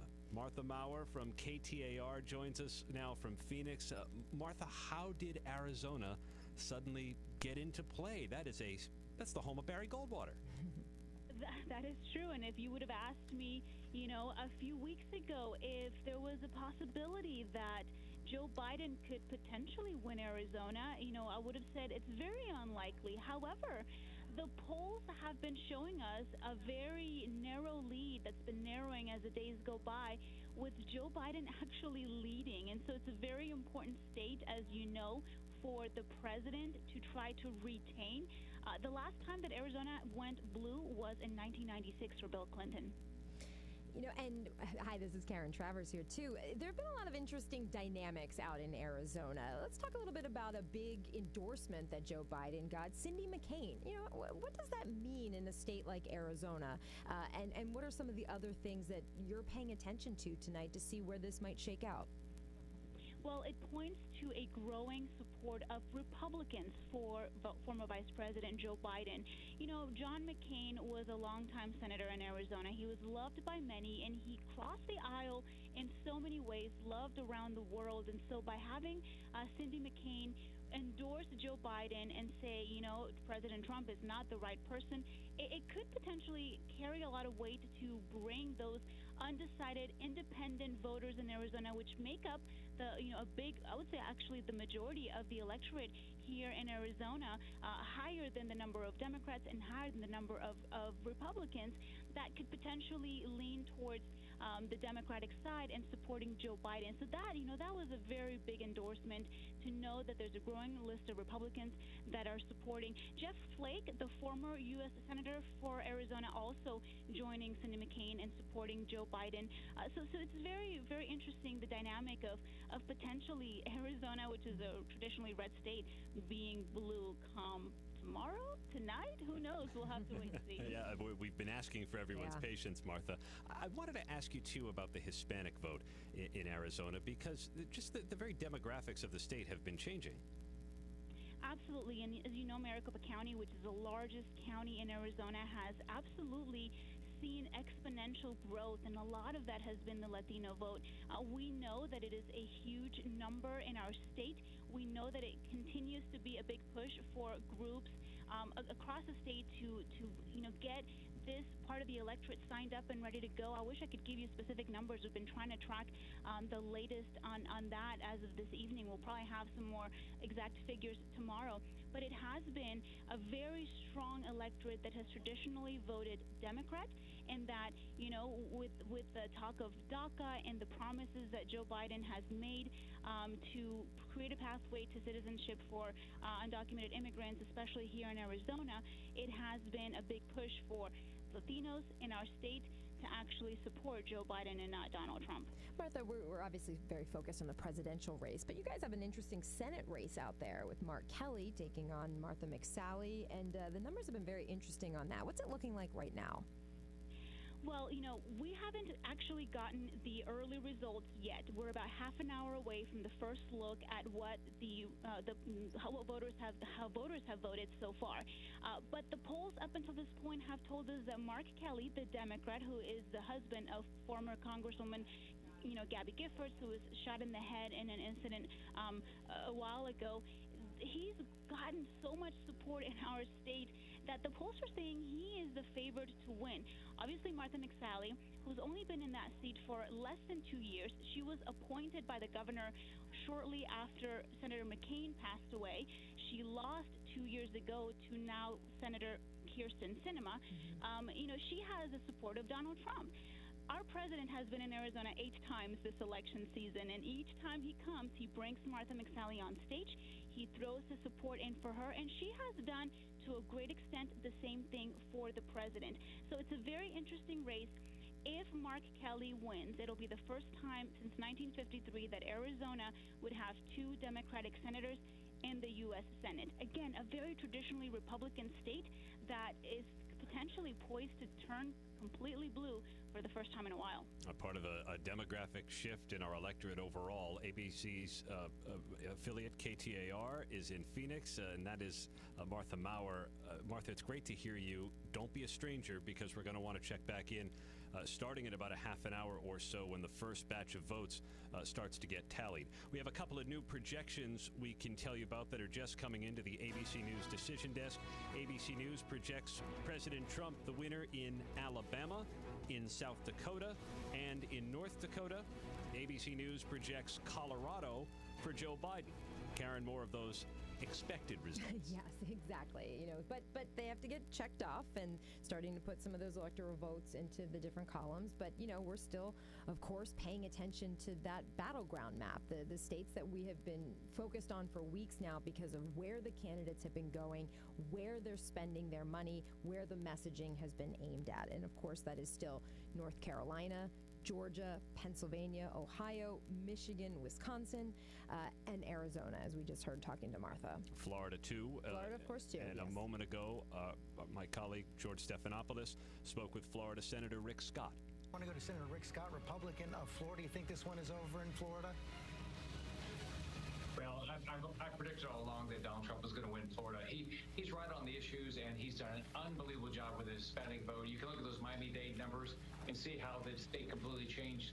This race completely changed when, Donald Trump put all that effort into dealing with the Castro regime, the Maduro regime, and it paid off with the Hispanic vote in our state. I won the Hispanic vote, and look, in the end, it's going to look like Trump did a really great job with the Hispanic vote. Well, he was able to pull away by even more than you did in 2018, correct, so far? Oh, absolutely.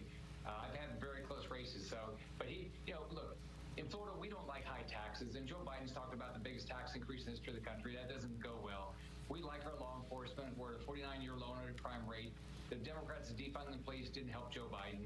The economy is really important to Floridians, and Donald Trump is in a better position on that. And again, just doing what Donald Trump has done against the Castro regime and Maduro is just the opposite of what Obama and Biden did. So it's helping Trump a whole bunch in this state.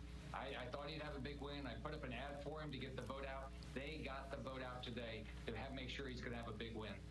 Florida Senator Rick Scott speaking to our colleague George Stephanopoulos. Karen, it does look like the president is going to hold Florida, but it is very, very close. That makes this whole election very, very close. Yeah, absolutely. And I think the expectation was that Florida would be close however it was going to go. The Trump campaign has been saying for days, if not longer, that they were feeling very good about Florida, the president's new home state. He spent a lot of time down there. Everybody has spent a lot of money in Florida, too, to try and reach those millions of voters in those different media markets. It's very expensive to go on TV for campaigning in Florida. But again, it was a state that the Trump campaign felt that they had to win in order to have a path to 270. The Biden folks had said we knew it was going to be close, didn't feel like we had to win it. We still have our other paths. So if Florida does get called soon, or the trend continues with this looking like it's favoring the president, there's going to be a big sigh of relief among Team Trump tonight on that one. But there are still a number of other battlegrounds where we don't have enough information to make a projection. Most of them, the polls have closed now. The later closing states, beyond 10 o'clock Eastern time, are pretty well known, with the exception maybe of Iowa. So it's quite tight, and we still are going to need everyone's patience here, Karen. Yes. Let's keep reminding everybody that. Yeah, it's going to be a long night. No indication that anything is amiss or that there is any problem. In fact, there are no widespread voter problems reported throughout the country, despite earlier fears that might be the case. The evidence just isn't there as Americans went to the polls, served their patriotic duty. I'm Aaron Katursky, and you're listening to live coverage from ABC News. Information and entertainment in East Central Kansas. KOFO K279CS Ottawa, where keeping you informed comes first. Here's Brad Howard. I'm ABC News political director Rick.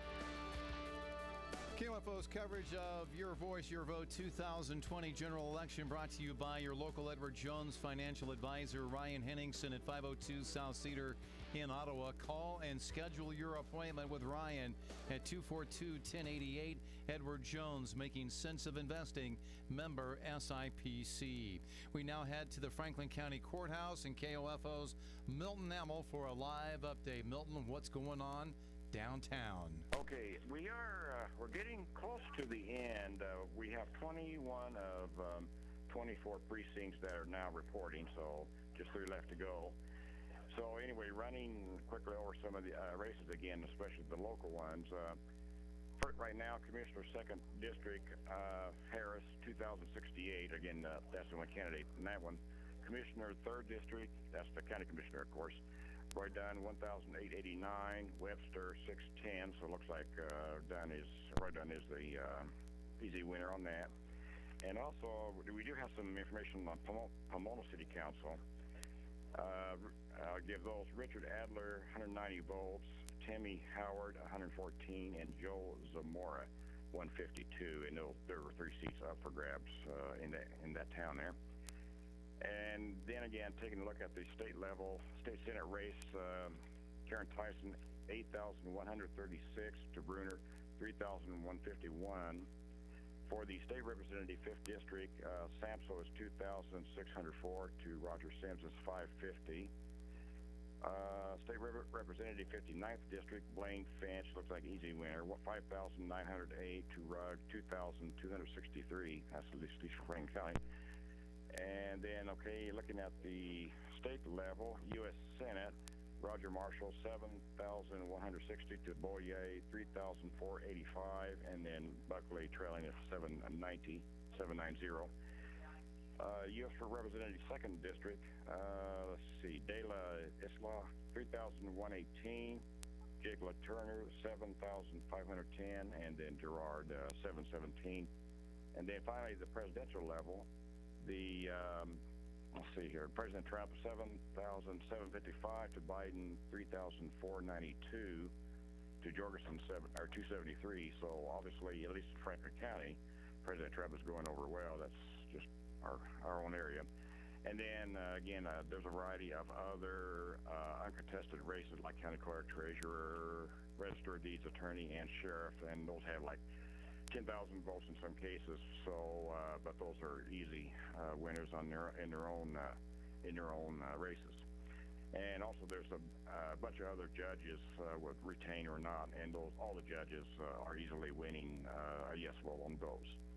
So again, we're getting close to the end, about 3 more precincts to go, and we're expecting those probably in just a few minutes here, and then of course we'll wrap it up once the final unofficial results. These are not official just yet, but unofficial results are in, and we'll wrap it up with a final report on that. Milton, tell us a little bit about what it's like down at the courthouse. You got a lot of candidates hanging out around there, or what's the situation? There are very few people here. Sheriff Richards and one of his deputies is here, and I'm going to look out in the hallway here, and I see one person, and I know he's not a candidate. Otherwise, the hallway's empty. And then you have, of course, obviously the staff of the county clerk here, some family members helping out and all that, you know.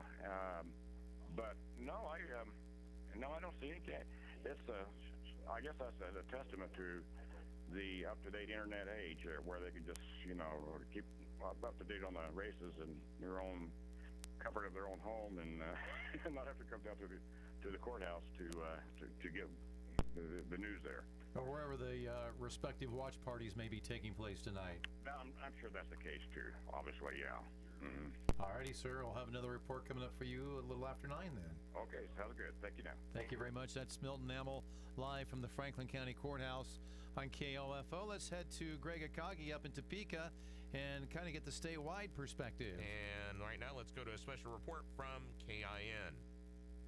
This is an election 2020 update on the Kansas Information Network. I'm Greg Akagi. We update you on some of the numbers across the state of Kansas, with 262 of the 3,587 precincts reporting. Still a lead for Vice President Biden at 54 to 45%. The vote, 344,000, a little over 344,000 to President Trump at 285,000. Now for the U.S. Senate seat, still a lead for Barbara Modernization Bollier isn't just a book. at 333,526 to Roger Marshall's 280,549. That's a 52 to 44%. First district race, Tracy Mann at 58%, Callie Barnett at 42%. That, of course, would be to replace Congressman Marshall.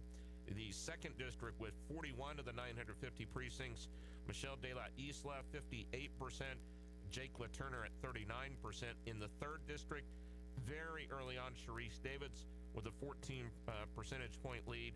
And in the 4th district, Ron Estes, the incumbent, 58 to 42% over his opponent, Laura Lombard, who is the Democratic numbers. And it looks like, as far as the U.S. is concerned, looks like one Senate seat has changed. That is in the state of Colorado, where John Hickenlooper has unseated Cory Gardner. It looks like several media outlets are declaring Hickenlooper the winner of the U.S. Senate race in Colorado. That's the only one that we know has flipped over to the Democratic side. But plenty more races to keep a very close eye on throughout the night. This has been our special report on election 2020 here on the Kansas Information Network. We'll keep you updated throughout the night here on KIN. Thank you very much, Greg. And we'll have another report coming up for you right after the 9 o'clock news, coming up at 9:04. So be sure to listen in then. Breaking news as it happens, as you continue, or we continue, with Your Voice, Your Vote 2020 election coverage, brought to you by Edward Jones Financial Advisor, Ryan Henningsen at 502 South Cedar in Ottawa. I'm Brad Howard, KOFO News. Have you ever stopped to think what Pay It Forward really means? Hi, I'm Tiffany Griffin, Director of Operations and Marketing for Thriftopia.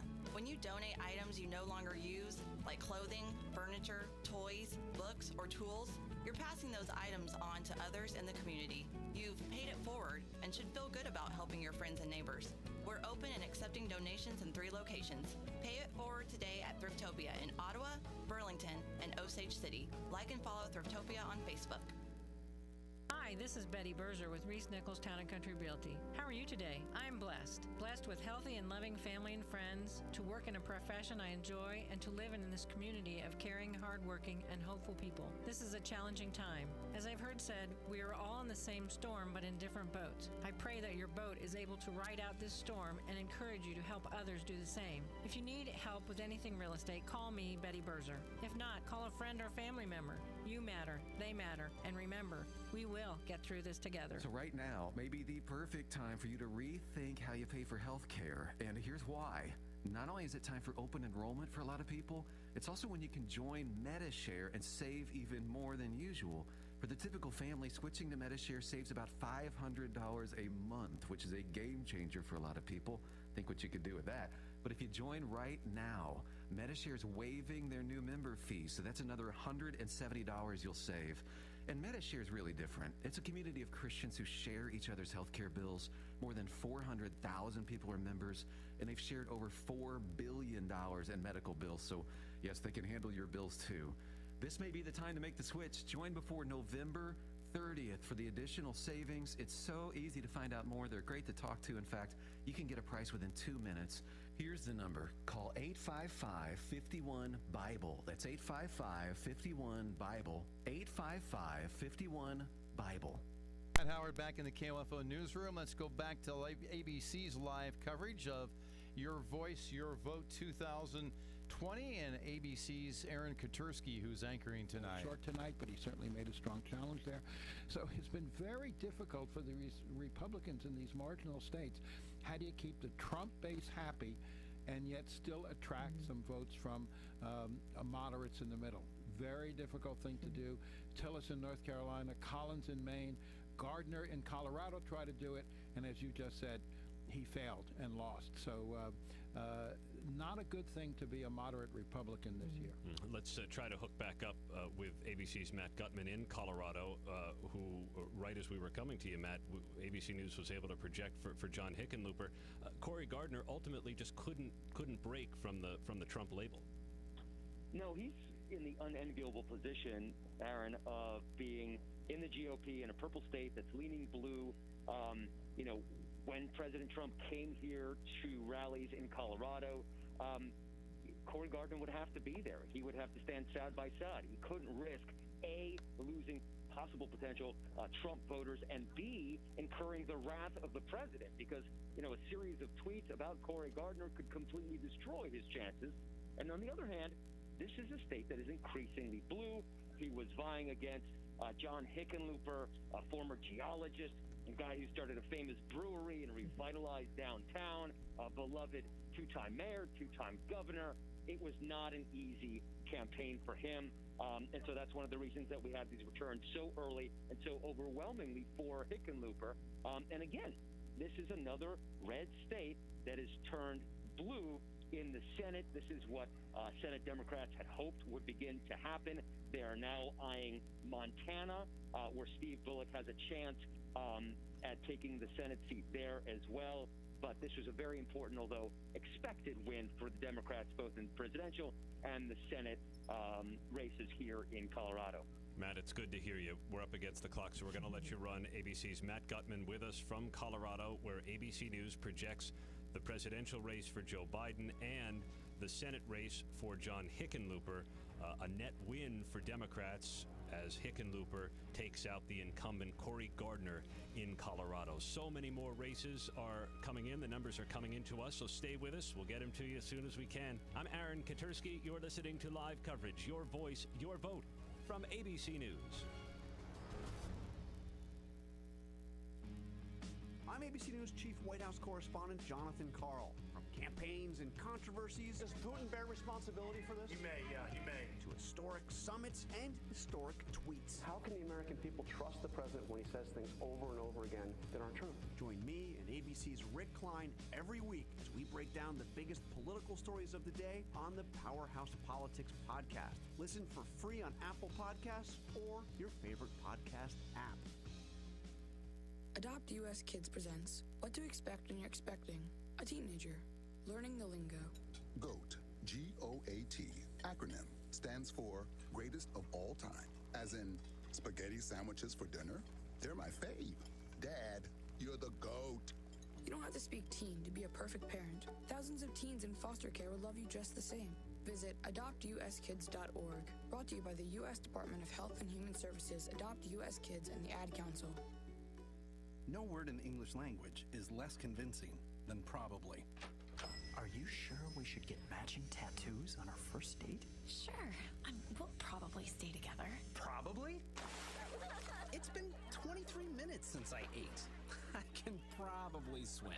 You should wait 30 minutes. Okay, now tell me what to do. Cannonball! Cramp! Oh, I have a cramp. I can probably hit the green from here. Probably. Can I get a mulligan? Ready to go? Hey, are you sure you're okay to drive? Yeah, I'm pretty sober. Yeah, I'm probably okay. Probably okay isn't okay, especially when it comes to drinking and driving. If you're drinking, call a cab, a car, or a friend. Buzzed driving is drunk driving. A message brought to you by NHTSA and the Ad Council. To protect his home and family from disaster, Steve used courage, wisdom, and his camera phone. That should do it. Way to go, Steve! By simply taking digital pictures of his family's important documents, Steve can always have them stored safely online, no matter when disaster strikes. Learn other simple ways to protect your home and family before a natural disaster at ready.gov. That's ready.gov. A message from FEMA and the Ad Council.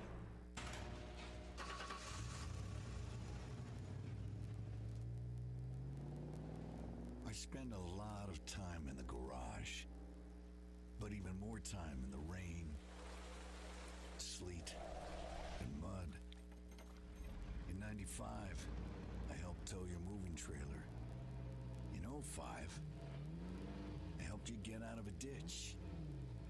Yeah, I know I'm a bit rusty, and sadly in 09, it was sparks from me, your handy chains, dragging behind your truck that accidentally started a wildfire. Sparks from dragging chains can start a wildfire. Spark a change, not a wildfire. Visit SmokeyBear.com. Brought to you by the U.S. Forest Service, your state forester, and the Ad Council. Only you can prevent wildfires. Be These days, news comes out of Washington so fast it can be hard to keep up. I just don't think this is going to play out the way everybody thinks it's going to play out. Are we getting a John Carl prediction? I feel like we need special music for this. I'm ABC News political director Rick Klein. Join me along with ABC's chief White House correspondent Jonathan Karl every week as we break down the facts and turn to Washington insiders with tough questions on the Powerhouse Politics Podcast. How can the American people trust the president when he says things over and over again that aren't true? Listen for free on Apple Podcasts or your favorite podcast app.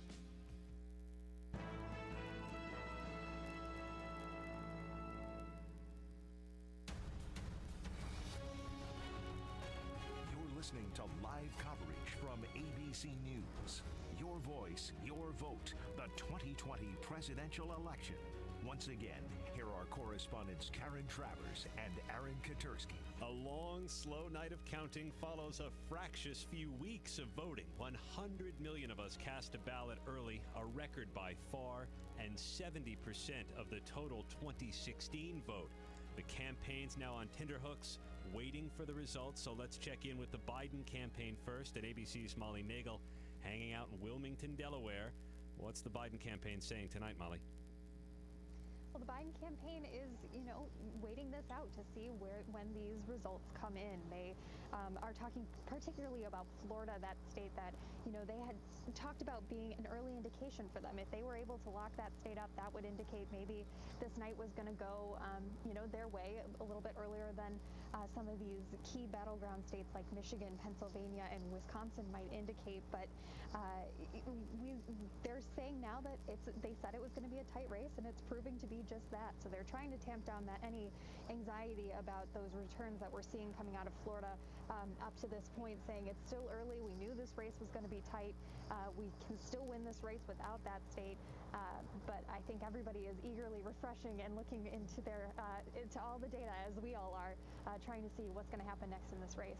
Molly, Ohio is looking really interesting, very tight. There's still a couple of counties that would be more favorable for the Democrats in Ohio that have a lot of votes still to be counted. This was a state that the president won by 8 points in 2016, and it was surprising that we saw the Biden campaign making a late push there. What were they seeing, and how are they feeling about Ohio tonight? Well, you can thank one person in particular for that late push in Ohio. We saw the former vice president add that to his schedule in these final days of the campaign because Senator Sherrod Brown was really urging him to make that visit there. And he said, when Sherrod Brown tells you to come to Ohio, you come to Ohio. That is maybe gives us a hint of how they're viewing this state. Sherrod Brown is somebody who's been, consistently saying that Ohio is a state that Democrats could win. It's maybe not as red as people think it is. It has been in the past, but I think that what they're seeing there is a tightening in polls. We've seen them, say that they think that it's very much in play for them, much like all of the battleground states that they have put on their map. But definitely a last-minute ad for the campaign. That last-minute trip there was an indication that they are feeling quite good. ABC's Molly Nagel covering the Biden campaign from Delaware. The Trump campaign is at the White House tonight. ABC's Inez de la Quatera. How are they feeling there, Inez? We'll get back to Inez in just a second, Karen. We know that the Trump campaign had been feeling good, clearly about Florida. Absolutely. Which we have not yet projected, but does look like it's trending toward Trump. Yeah, and a state that, as we said earlier, they'll breathe a sigh of relief if they can get that projected and check that off on their list and put that into their column tonight. That's the president's new home state. The First Lady was down there today in Palm Beach casting her vote in person, and they were very eager to lock that one in. Ohio, we're getting word in the last 45 minutes or so that the president and his team are getting a little more worried about Ohio. Ultimately, he could still win Ohio. It could be a squeaker, but again, it's one of those places where we're looking at some of the numbers of what that spillover might be. If places in Ohio are closer, or Joe Biden has flipped a couple counties that President Trump won in 2016, does that mean a good sign for Joe Biden in those other Midwestern states, Wisconsin, Michigan, and then, of course, Pennsylvania. So those are the things we're kind of looking at right now. We don't have the answers to that just yet, but that's the numbers that we're looking at. And the fact that the Trump people were getting a little antsy about that margin in Ohio is something we've been paying attention to. We're also paying attention to the Senate races with 35 Senate seats up for grabs. Democrats get a pickup in Colorado with John Hickenlooper, our projected winner, over the incumbent Cory Gardner, and 435 House seats. ABC News political analyst Steve Roberts is keeping an eye on some of those. And there have been a couple of interesting ones so far tonight, Steve. Yeah, one of the most interesting is a young man named Madison Cawthorn. He's only 25 years old. He turned 25 on August 1st. You have to be 25 to run for the House, according to the Constitution. He has won a seat in North Carolina. It was the seat vacated by Mark Meadows, who then became the chief of staff in the White House. Cawthorn would be one of the youngest people ever to sit in the House of Representatives. And he's a rising star in the party. He was featured at the Republican convention. He's been a protege of Mark Meadows. He also is, among other things, confined to a wheelchair because of an auto accident, and has been a crusader for health care. And he's going to be an interesting new face in the House of Representatives. One of the youngest, as I say, in the entire history of our country to sit in that body, Aaron. Certainly interesting, and in so many ways, this election is making history and has the potential to make more of it, depending on the outcome, certainly, of the presidential race and whether Kamala Harris will become the first woman to be vice president of the United States. But we don't have the answer to that yet, so stick around, would you? I'm Aaron Katursky. Good to have you here. You're listening to live coverage, Your Voice, Your Vote, from ABC News. Here's your exclusive KOFO Weather Center forecast. Want to get dirty? Listen to the KOFO Red Dirt Song of the Day every weekday morning at 8:55 on 1220 and 103.7 FM KOFO. Tonight it's going to be mostly clear with a low of 49. Tomorrow mostly sunny with a high of 72. Tomorrow night partly clear with a low of 47. Thursday sunny with a high of 71. Thursday night mostly clear with a low of 48. Friday sunny with a high of 73. Friday night mostly clear with a low of 50. Saturday mostly sunny with a high of 70. Saturday night partly clear with a low of 54. Sunday partly sunny with a high of 70. In Wellsville at 60, and Linden it's 59. At the Ottawa Municipal Airport, winds out of the south at 10. Humidity is 51%.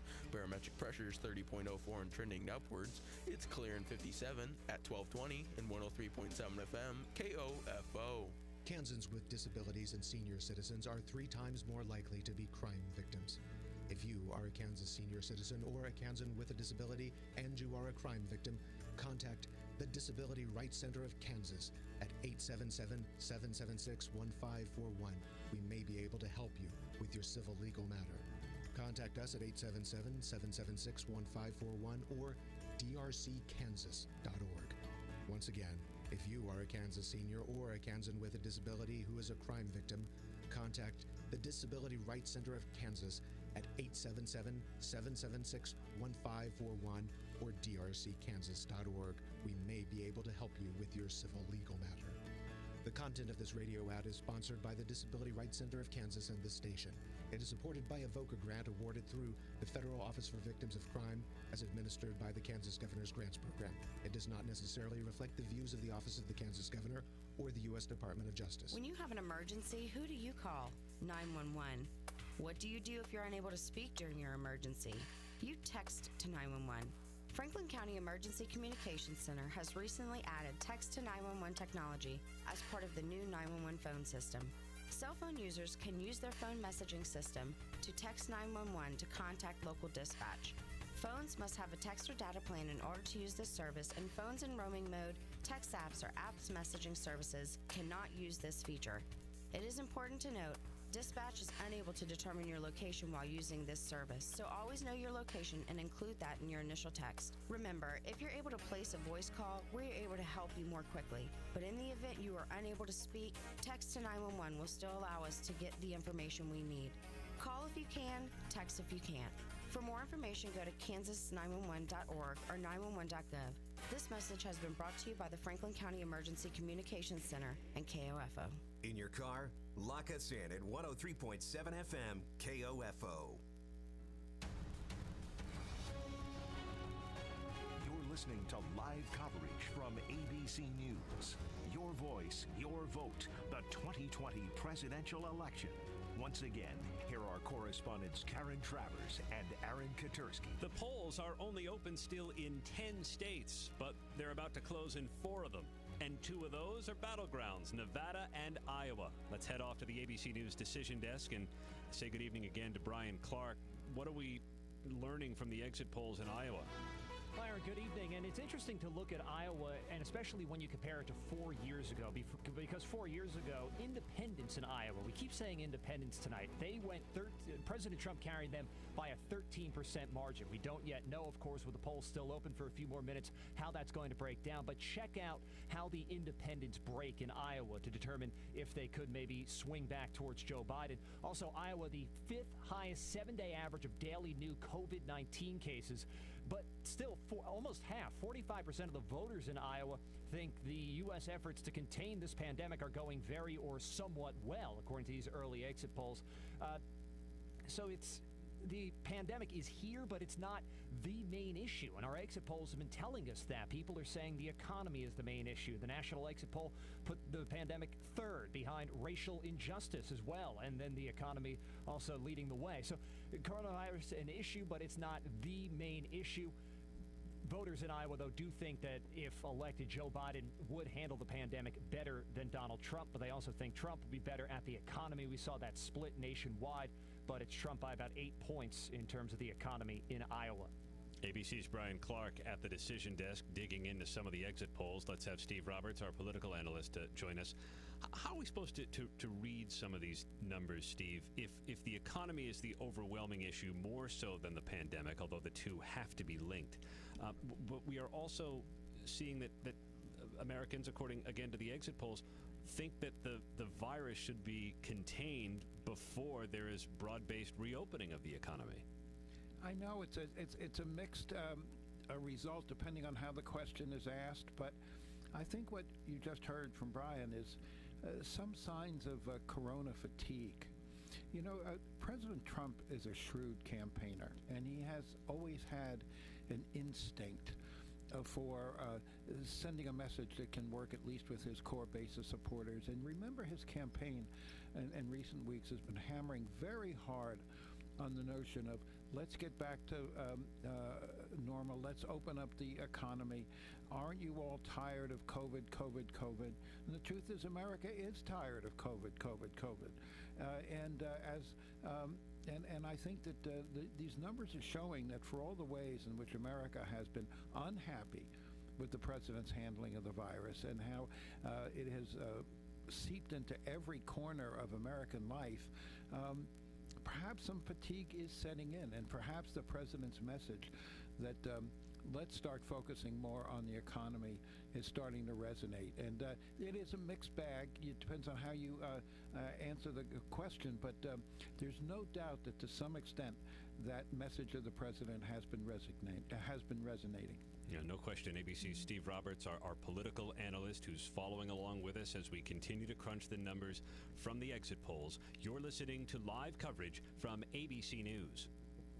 Karen, the handling of the virus, the messaging around the virus, the president's been fairly consistent in his attitude toward all of this. Yeah, I mean, he has continued to downplay the threat of the virus. He has continued to say that the United States has rounded the turn, even as we see cases rising across much of the country. And, you know, he's also picked fights and fought fights with his own public health experts, most recently Dr. Anthony Fauci, who, of course, had said over the weekend that the United States is heading for a whole lot of hurt this winter, and that the country is not positioned at all well for what is coming in these colder months when people start to be indoors more. And the president, at a rally a couple days ago when his supporters started chanting "Fire Fauci," the president kind of let it go for a little bit and then said, you know, maybe I will after the election, but that's a secret right now, kind of played along with it too. And that, of course, sparked a big backlash over the weekend, but that fits the message that we've heard from the president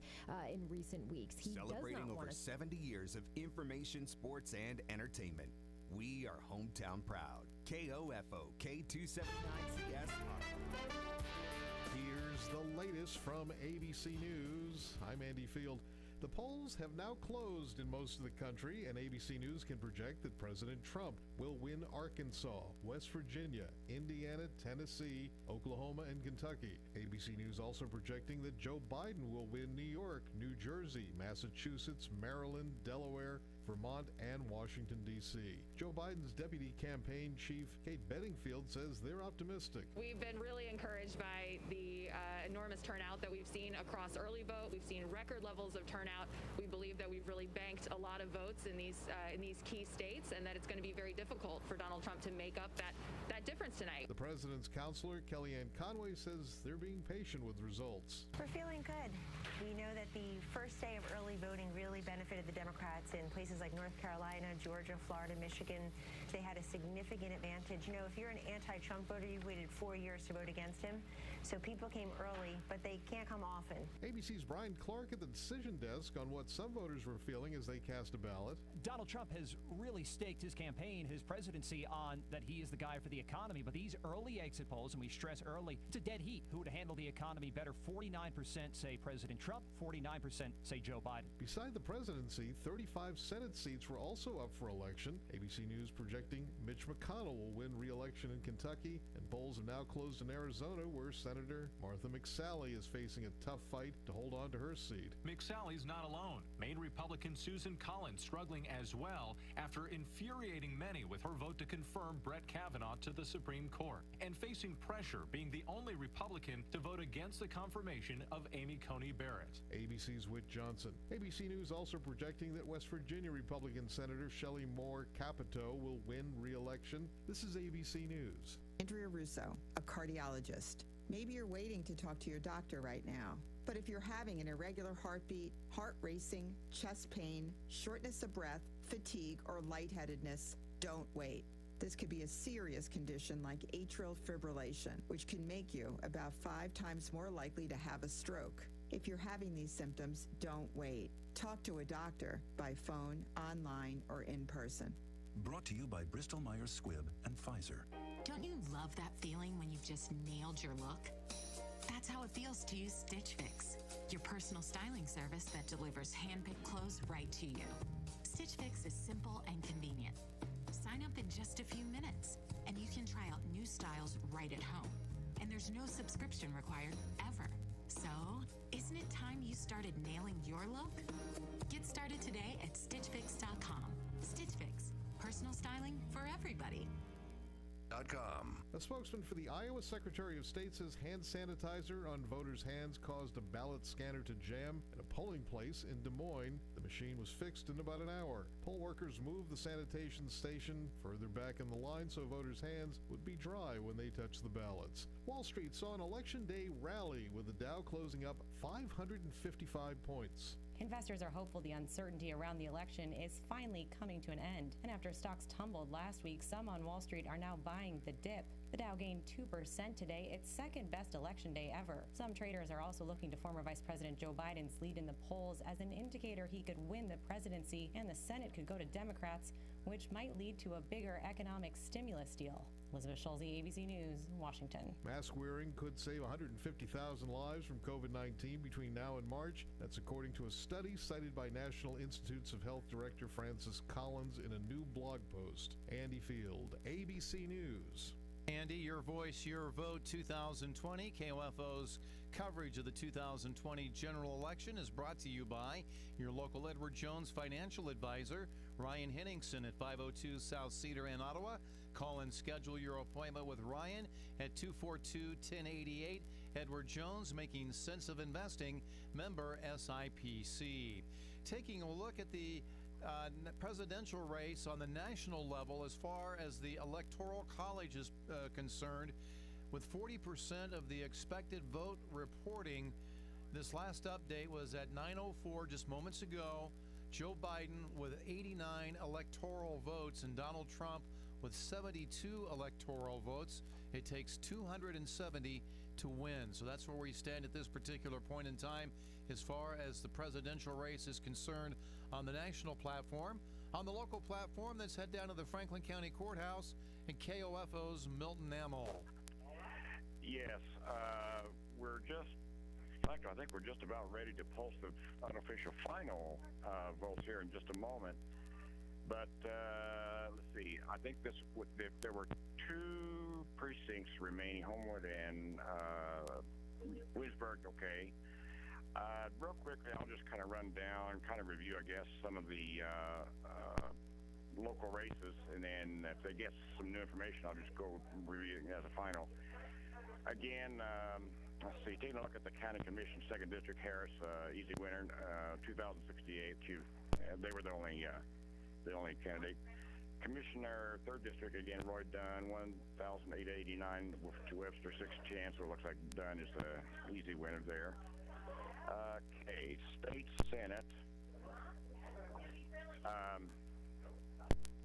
And I'm going to wait for just a second because they're getting ready to. Okay. Okay, is it now that all of them? Okay, again, they did confirm this should be the final. Anyway, just to Tyson, Karen Tyson looks like to be an easy winner, 8,136. Of course, that's in Franklin County. Her district obviously covers quite an area. To Bruner, 3,151. And let's see, I'm gonna have to see what the president's for Franklin County preference is. Okay, well, at least in Franklin County, President Trump is the easy winner, 8,266 to Biden, 3,585, and then Jorgensen, Libertarian, 292. It's a little closer than that nationwide, I understand, on the presidential race. Looking at the U.S. Senate, okay, Roger Marshall, 7,619 to Boyer, 3,600 even, and then Buckley is 841. Okay, then moving down to the U.S. Representative, 2nd District, Michelle de la Isla, as I was advised how to pronounce that, is 3,203 to Jake LaTurner's 7,994. So Jake LaTurner is listed again in Franklin County as the winner. And then, let's see, moving to the State Senate, they're writing in as I report here. Okay, State Senate, Karen Tyson, 8,650 to Bruner's 3,253. So no real contest there. State Representative, 5th District, Samsel. Well, first of all, let's see, Roger Sims, 578, and then Samsel, 2,801. Samsel, of course, Republican. Sims is the Democratic challenger, but it looks like Samsel is going to pretty much take that. And then State Representative, 59th District, Blaine Finch, looks like a good, easy winner, 6,236 to Rugg, 2,324. And then, let's see, we're getting some updates again from the more local races. Don't think there's going to be any surprises here, but Commissioner, 2nd District, Harris, 2,413. Again, the only candidate in that. And then County Commissioner, 3rd District, Roy Dunn, incumbent, 1,889 to Webster, 610.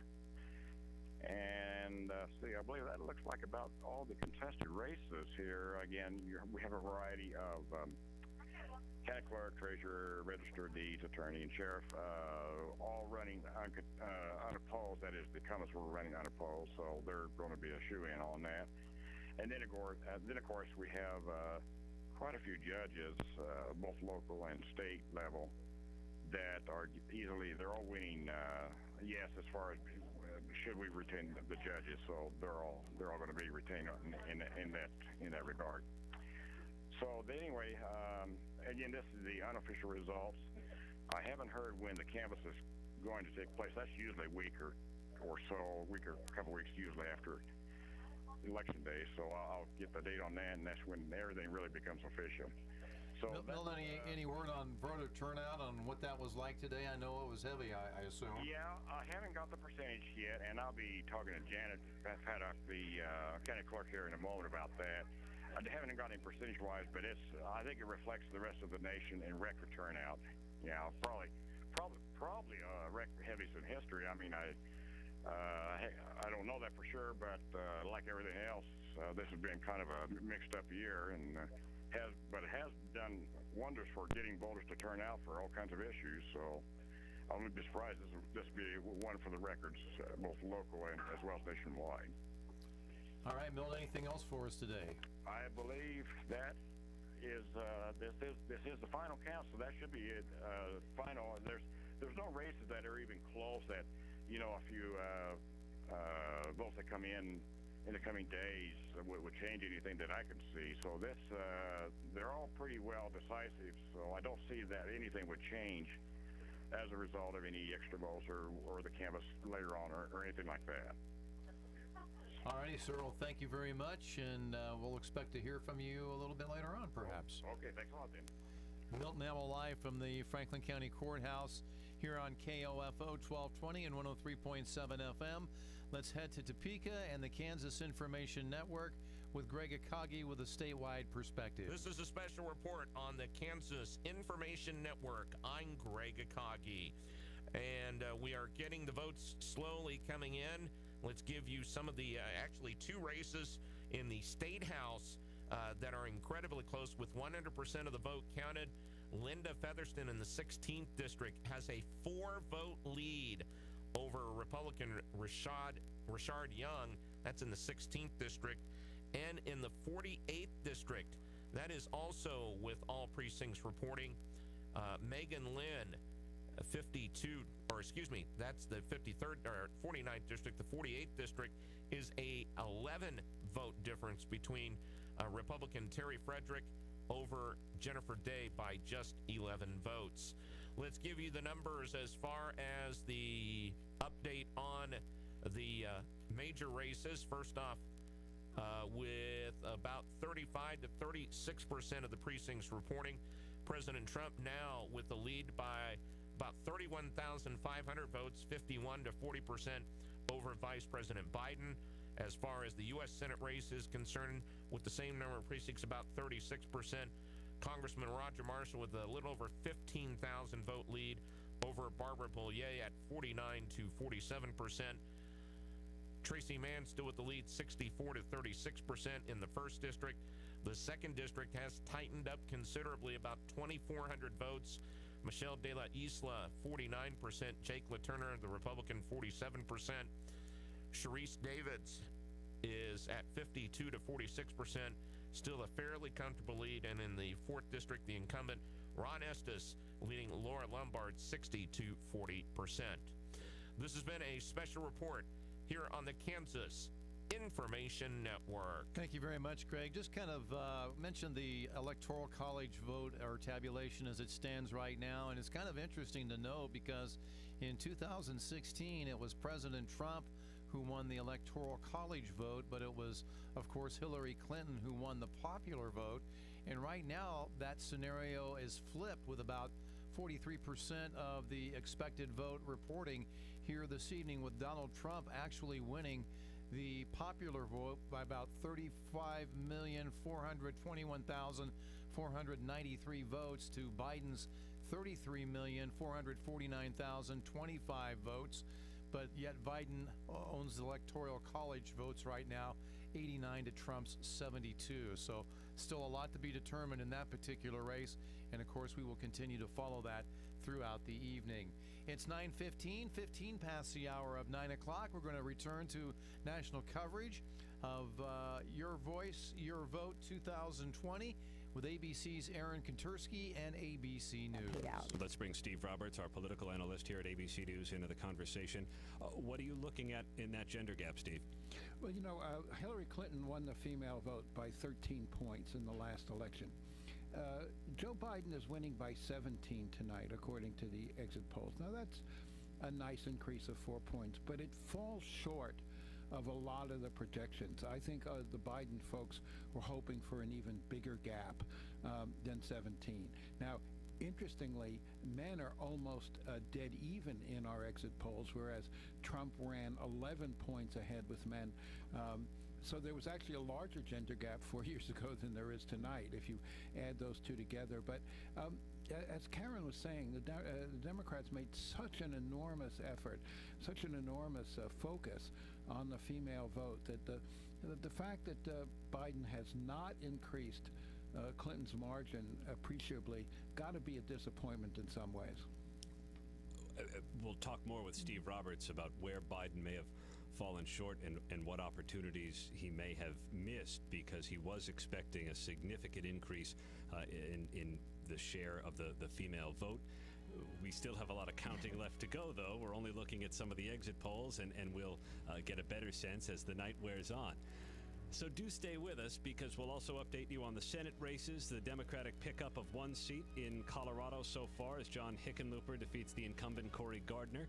I'm Aaron Katersky, and you're listening to live coverage, Your Voice, Your Vote, from ABC News. Here's your exclusive KOFO Weather Center forecast. Better Horses Radio. Sunday afternoons at 4 on 1220 and 103.7 FM KOFO. Tonight it's going to be mostly clear with a low of 49. Tomorrow mostly sunny with a high of 72. Tomorrow night partly clear with a low of 47. Thursday sunny with a high of 71. Thursday night mostly clear with a low of 48. Friday sunny with a high of 73. Friday night mostly clear with a low of 50. Saturday mostly sunny with a high of 70. Saturday night partly clear with a low of 54. Sunday partly sunny with a high of 70. In Wellsville at 60, in Linden it's 59. At the Ottawa Municipal Airport, winds out of the south at 10. Humidity is 51%. Barometric pressure is 30.04 and trending upwards. It's clear in 57 at 1220 and 103.7 FM KOFO. Your local home base has just the heater to keep the chill out this winter. In fact, they have dozens to choose from. Remote control infrared heaters to cozy fireplace heaters. Heaters that oscillate to baseboard or ceiling mount shop heaters. Speaking of shop, Homebase offers various construction site heaters, both propane and kerosene fueled. Prefer wall mount? See the selection of Procom ventless dual fuel blue flame wall heaters. All on sale and available now at Ottawa Homebase, South Princeton Circle Drive. Sell good through November 8th. See more at homebaseusa.com. At Kansas State Bank, you get a full line of financial services from local people you know. This is Roger Maxwell, president of Kansas State Bank in Ottawa and Baldwin City. Those local people that serve your needs at our Kansas State Bank locations include full-time lenders on site every day. We know you need loan decisions quickly and fairly. So by having our local lenders available, we're able to make those important decisions for you. It's all about local convenience at Kansas State Bank. Member FDIC. Today on Hey Culligan, the best things in life are free. Water tests. Let's go to Candace. Hey Culligan, how do I learn more about my water? Candace, let me just test the waters here. Okay. Literally test your water. Oh. For free. Free? Free, Candace. In-home water tests for free. So you know more about your water and how to make it better with Culligan water. And Candace. Yeah? We're already on the way. Oh, good. Get started for as little as $10 a month for 6 months at participating Culligan dealers. Vix is curious. Did you know you had a bath in your house? You did? Huh. Well, here's another question. Want to de-stress? Because Vicks VapoBath crystals help you relax. With the soothing scent of Vicks Vapors, Vicks VapoBath transforms your bath time to help you unwind. And these days, we all need to unwind. So make de-stressing part of your routine and transform your bath with Vicks VapoBath crystals. Find them in a store near you. If you owe back taxes, there's a lot you need to know, starting with rule number 1. Don't mess with the IRS. They are cracking down this year by sending out heart-stopping letters, actively garnishing paychecks, levying bank accounts, and putting liens on homes and businesses. That's all true, but it's also true there's a way out. It's called the Fresh Start Initiative, an important government program for tax debt assistance. It's one of the biggest breaks the IRS has ever offered, so now's the time. You could qualify for tax relief that saves you thousands, even tens of thousands. Nobody knows this program like the award-winning experts at Optima Tax Relief. They have an A+ rating with the Better Business Bureau and will fight to get you the best deal possible. Don't mess with the IRS. For tax help you need, for tax help you can trust, call Optima now for a free consultation. Call 800-348-0269. 800-348-0269. 800-348-0269. Optima Tax Relief. Some restrictions apply. For complete details, please visit OptimaTaxRelief.com. Lock it in and never leave. 103.7 FM KOFO. You're listening to live coverage from ABC News. Your voice, your vote. The 2020 presidential election. Once again, here are correspondents Karen Travers and Aaron Katursky. Good evening once again. No new projections in the presidential race. Right now, ABC News projects Donald Trump the winner in Indiana, South Carolina, Kentucky, West Virginia, Tennessee, Alabama, Oklahoma, Arkansas, South Dakota, and North Dakota. ABC News projects Joe Biden the winner in New York and Colorado, Massachusetts and New Jersey, Maryland, Connecticut, Delaware, the District of Columbia, and Vermont.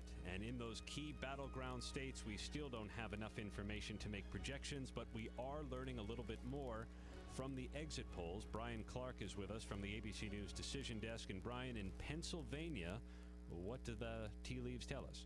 Well, it's early, Aaron, and especially with the way they're counting the votes in Pennsylvania and how they didn't start to count all the mail-in votes until today, so we're probably not going to have a result out of Pennsylvania tonight. But let's take a look at the exit polls, the preliminary exit polls, the suburbs. That's the big emphasis of this election. Those Philadelphia suburbs, the Pittsburgh suburbs, of course, they're going very slightly by about 2% for President Trump, according to the early exit polls. But then you can break those down by gender.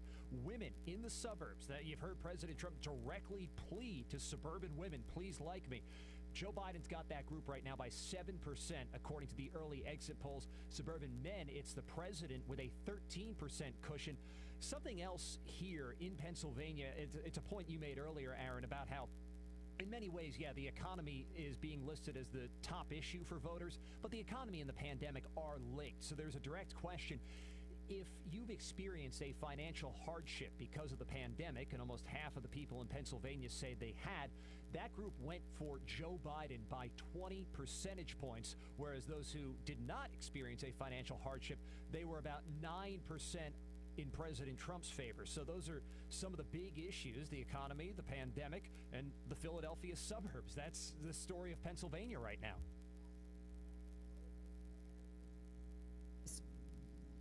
A couple other things, I think, interestingly, from the preliminary exit poll results in Pennsylvania, too. The president in 2016, he won independents by 7 points, 48 to 41. And now there's a big shift. Joe Biden in this preliminary exit poll has a 53 to 42 lead. And independent voters in Pennsylvania could be a big chunk of the vote.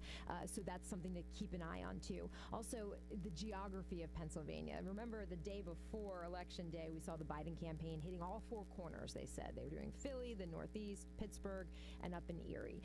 And Pennsylvania, you got to cover a lot of territory to get those voters. The president in 2016 carried northeastern Pennsylvania.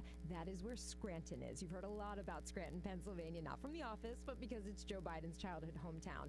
And the president carried that part of the state by 13 points. Right now, it's tighter. It's only about a 5-point lead for the president. Joe Biden would love to win his home area, of course, but even cutting that margin there, Aaron and Brian, that could mean something over the course of the night in Pennsylvania. I do think we have to underline slow, slow, slow in Pennsylvania tonight. Yeah, it really, it is coming in slow. It's coming in at a trickle, but we will continue to be patient. We do have one new projection to tell you about. ABC News now projects President Trump the winner in Louisiana. ABC News can also project a net loss for Democrats in the Senate races. Doug Jones in Alabama has lost, as largely expected, to Tommy Tuberville, the former Auburn football coach. Jones won a special election in 2017, but ultimately lost this one to Tuberville, who became a close ally of President Trump after he beat out Jeff Sessions, who was seeking to take back his old Senate seat. The Democrats did pick up a seat, though, in Colorado, as John Hickenlooper defeated the incumbent Cory Gardner. But as our focus returns to the presidential race, we're joined by ABC News political director Rick Klein. Rick, man, it is slow. We thought it would be, but we are starting to see some contours of the race. Yeah, and I think the opportunities that Joe Biden had for knockout blows early in the night have faded. Florida is Trump up narrowly but decisively with a lot of vote coming in. Georgia and North Carolina are both extremely close. Our team has been looking at the numbers, and it looks like Donald Trump is hitting his marks when it comes to the election day vote in both of those states. So while we haven't projected either one, they look very close. That's when attention starts to turn to the west, Arizona, where we have a lead right now for Joe Biden, and as the vote count continues to go in, that's election day vote. And then ultimately, I think we're going to be looking farther north. It's going to be about that blue wall. And on today's facts at 10:25 or so East Coast time, it looks like Joe Biden is going to be banking on that blue wall to hold, which I have to say, guys, is very reminiscent of the situation in 2016. There are a lot of differences, but there was a continued reliance on having the upper Midwest hold. It did not work for Hillary Clinton. The question of the night could easily be, does it work for Donald Trump? And of course, they did a lot of things differently. The Biden campaign, recognizing what they say were the mistakes that the Clinton campaign made in 2016 and trying to fix that. But, we were paying attention about an hour ago to Ohio, and we were told that the president and his team were getting a little antsy about Ohio, looking now a little bit better with where the vote stands there. But what can we learn from Ohio? An 8-point win for the president 4 years ago. What can we learn from there that we could maybe apply to Michigan and Wisconsin? Yeah, it's a great question, Karen. I mean, keep in mind that, yes, while the president carried that state by 8 points, he won Pennsylvania, Wisconsin, Michigan by less than a point each. Yeah. So if the same demographic trends hold in Ohio, you're talking about a different kind of outcome in those states. But we just haven't had enough vote come in to make any kind of a broader assurance. I've told you Democrats were happy about those Ohio numbers. I got a text from one, though, saying, don't believe it. We're not going to win Ohio. The question then becomes, though, what does it mean for Michigan, Wisconsin, Pennsylvania? Again, that blue wall. We have one new projection to tell you about. ABC News now projects New Hampshire for Joe Biden. Hillary Clinton won that state, Rick, but it was one of those states that President Trump really wanted. Yeah, in fact, it was one of maybe 3 on the map that you saw the possibility of offense, the others being Minnesota and Nevada. Donald Trump did very well in New Hampshire primaries back in 2016. That catapulted him on his way. It was his first victory. He had kind of a soft spot there. He campaigned there quite extensively, also looking at the Maine congressional district that shares a media market. But yeah, that's a significant victory for Joe Biden. I don't think it's one that the campaign truly sweated. They thought they'd be okay in New Hampshire. Those 4 electoral votes staying blue. Yeah, but interesting that was one of the few places where we saw the president looking to expand his map, because we've only been talking about for weeks now the Biden campaign expanding the map, but the president won last time. He doesn't necessarily have to expand it. All he has to do is recreate the magic, and at least so far he's in a position to do that. I mean, again, waiting on those upper Midwestern states, waiting on Arizona, which looks like probably the likeliest of the red states from last time to flip right now, and again, still waiting on Georgia and North Carolina. He stayed in the mix here. There were a lot of folks, I think, who looked at the polling in recent weeks and thought, okay, Trump's going to get blown out of the water. It doesn't look like what's happening here. You could still see Joe Biden carry some of these states, and clearly a win in North Carolina or Georgia or Arizona, for that matter, would send a major statement. But this is looking like a lot closer of an election. And we've heard the Trump campaign in the last couple of days say, with the finger wagging, you're going to be seeing a different. What gave them that confidence? What do they know that maybe the initial polls didn't? Frankly, they don't have. It's not polling. It's just kind of a sense of the ground. I mean, they saw the crowds. They lived through 2016, where the polling had them down, and they saw the president able to deliver. And look, this is going to be an extremely high turnout election, and I think the conventional wisdom going into the night is a high turnout favors the Democrats because there's so many non-voters who are Democrats. But guess what? There were a lot of white working class and also Latino, maybe Trump profile voters who sat out the last election. And if they were activated tonight in a big way, that at least keeps him competitive. Again, we don't know that he's going to win these states, but at least keeps him in the conversation. Those voters sat out last time now kind of feel it's existential to vote this time. Yeah, and there's a lot of that. And look, I think, having high participation in the election, we're going to almost certainly smash a record tonight. That's an unabashedly good thing. And people were engaged on both sides, but it may be that it's something that the polls didn't quite pick up. The possibility that a lot of folks who were not likely voter profiles last time decided to vote this time, and the Trump campaign able to deliver them on election night itself. Rick Klein's our political director here at ABC News, with us on what promises to be now a very long night as we await the returns from the battleground states after many of the projections we've been able to make so far have been pretty well as expected. Stay with us for more as the results continue to come in. I'm Aaron Katursky, and you're listening to live coverage, Your Voice, Your Vote, from ABC News. Information and entertainment in East Central Kansas. KOFO K279CS Ottawa, where keeping you informed comes first. Here's Brad Howard.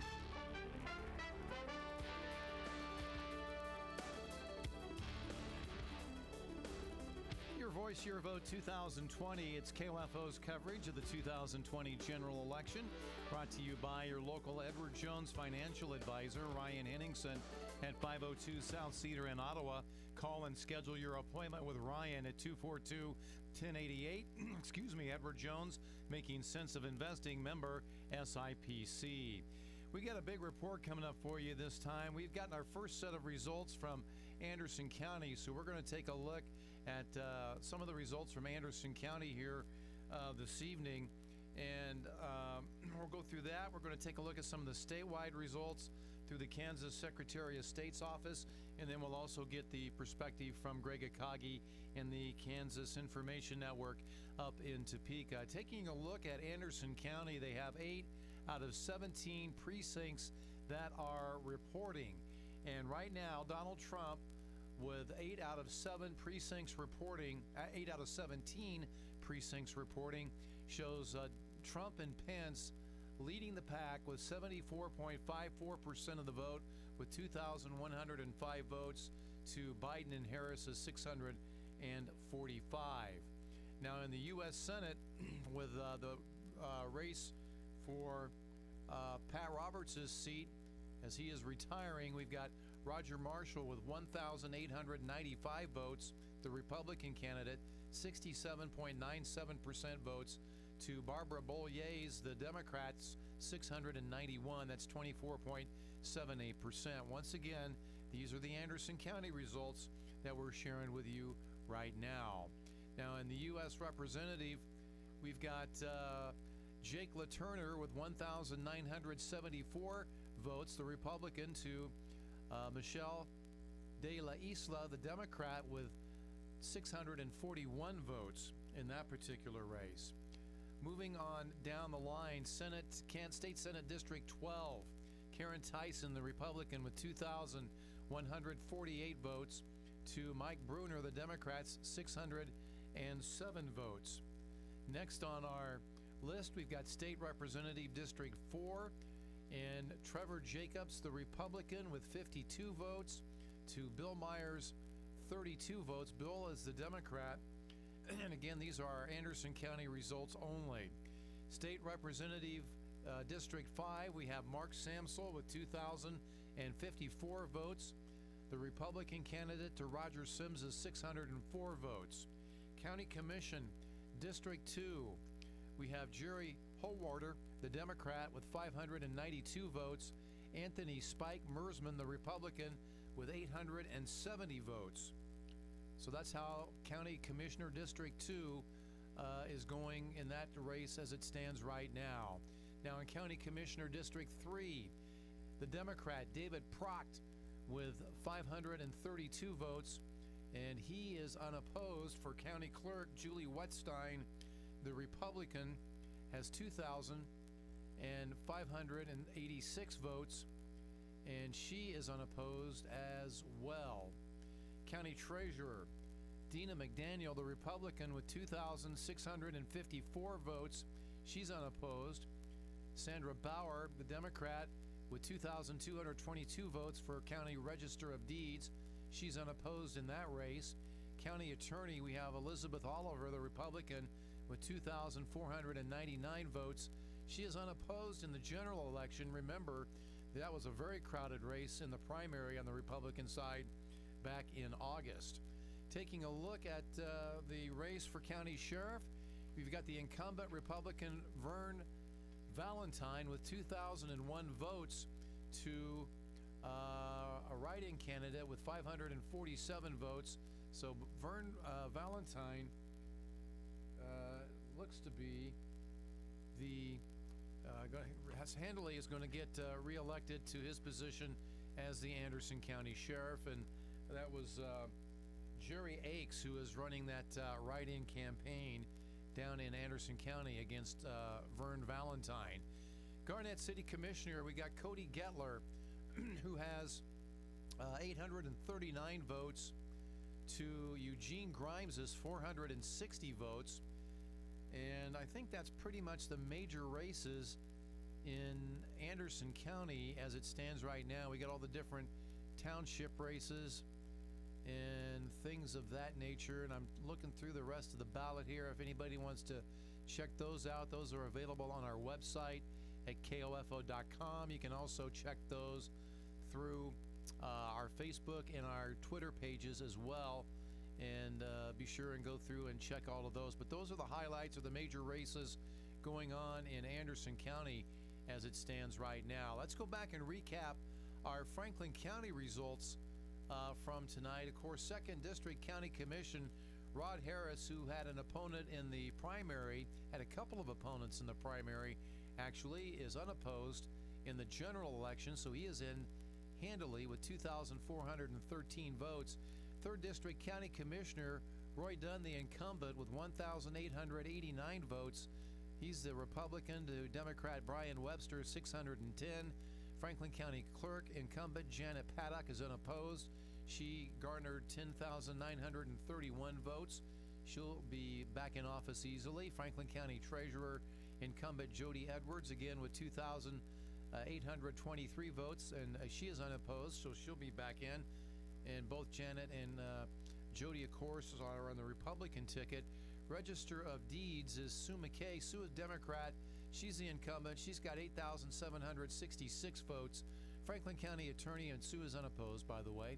Franklin County Attorney Brandon Jones, the incumbent, he's unopposed. He garnered 10,649 votes. And Franklin County Sheriff Jeff Richards, also unopposed. He's a Republican candidate with 2,649 votes. Now, for the Pomona City Council, the top vote getter was Richard Adler. The top 3 vote getters get into office. It was Richard Adler with 190 votes, Joe Zamora with 152, Vic Reese with 128, and then the odd man out, or the odd person out, is Timmy G. Howard with 114 votes. So that's the way things shaped up for the Pomona City Council. Now let's take a look at the Franklin County results for president and vice president. We had Donald Trump with 8,266 votes to Joe Biden's 3,585 votes. U.S. Senator Roger Marshall with 7,619 votes to Barbara Bollier's 3,600 votes. U.S. Representative 2nd District Jake LaTurner, again, these are your Franklin County results only, 7,994 votes to Michelle De La Isla's 3,203 votes. State Senate 12th District, Karen Tyson with 8,650 votes to Mike Bruner's 3,253 votes. Karen Tyson, the Republican, Mike Bruner, the Democratic challenger. State Representative 5th District, Mark Samsel with 2,801 votes, the incumbent Republican, up against Roger Sims, who only garnered 578 votes. And then State Representative for the 59th District, Blaine Finch with 6,236 votes to Karen Ruggs, 2,324. Let's go to Topeka and KOFO's Kansas Information Network's Greg Akagi for the statewide perspective. And then we'll take a look at some of these races on the district-wide level from the Kansas Secretary of State's office to see how things are shaping up there. And let's go and continue on as far as some of the numbers are concerned. Here on the Kansas Information Network, I'm Greg Akagi. We look at some of the vote totals here in the state of Kansas, according to the latest vote totals, with several counties already counted, but there are even more counties, though, that have not reported their numbers as of yet, and that is strewn across the entire state, with a little over half of the precincts reporting for the presidential race, Donald Trump leading by 8 percentage points over Joe Biden in the Senate. And by the way, the Associated Press did declare victory for President Trump in the 6 electoral votes from Kansas. In the Senate race, with a little over half of the precincts reporting, Roger Marshall has a 7 percentage point lead at 51 to 44%. Little over half of the precincts reporting in the 1st congressional district. Tracy Mann, the former lieutenant governor, looks like he is well on his way to victory over Democrat Callie Barnett, 68 to 32%. In the 3rd district, with about 80% of the precincts reporting, Sharice Davids with about a 19,800 vote difference, 52 to 46%. And in the 4th district, Ron Estes, 61 to 39%. Keeping a close eye on the 2nd district, Jake LaTurner, the Republican, with about an 8 percentage point lead, about 15,500 votes over Michelle De La Isla. But a good chunk of Shawnee County and the capital city, where De La Isla serves as Topeka mayor, has yet to be counted.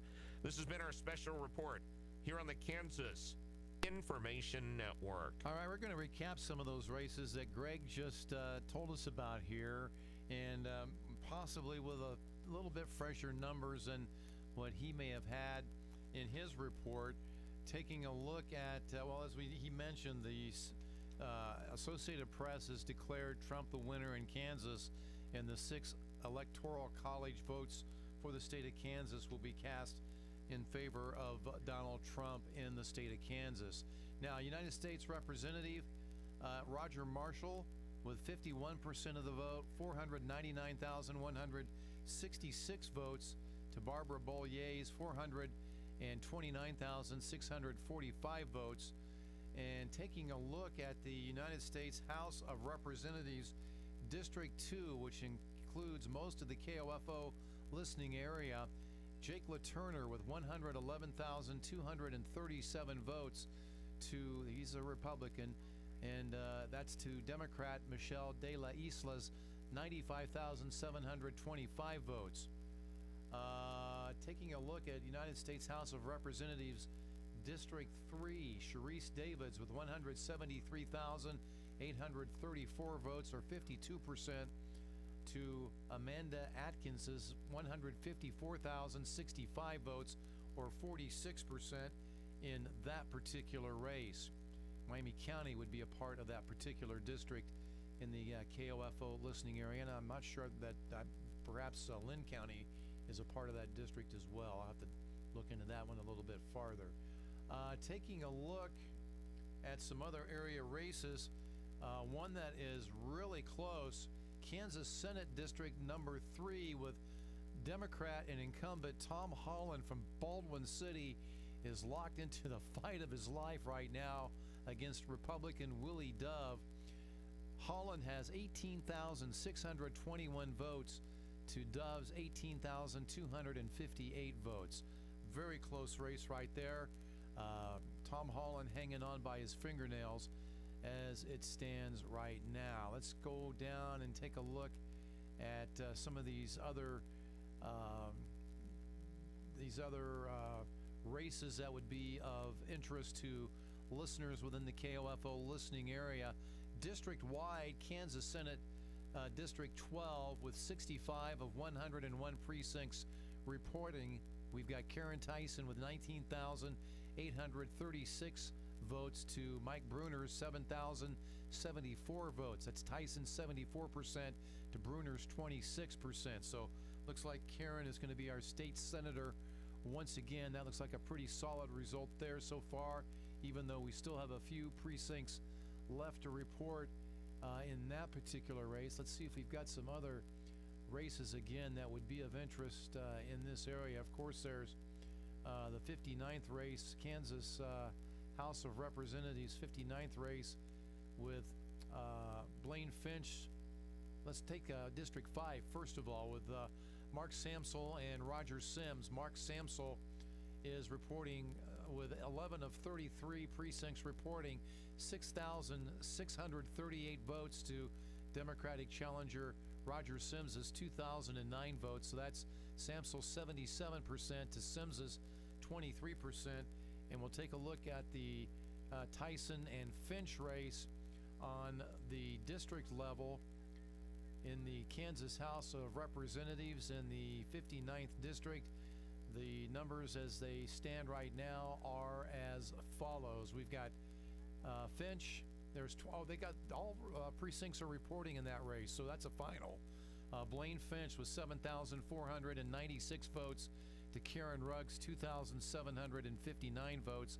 So Blaine brings home 73% of the vote to Ruggs 27%.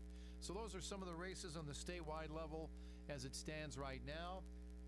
Our time is 9:45, 15 minutes away from 10 o'clock. Brad Howard in the KOFO newsroom with election coverage.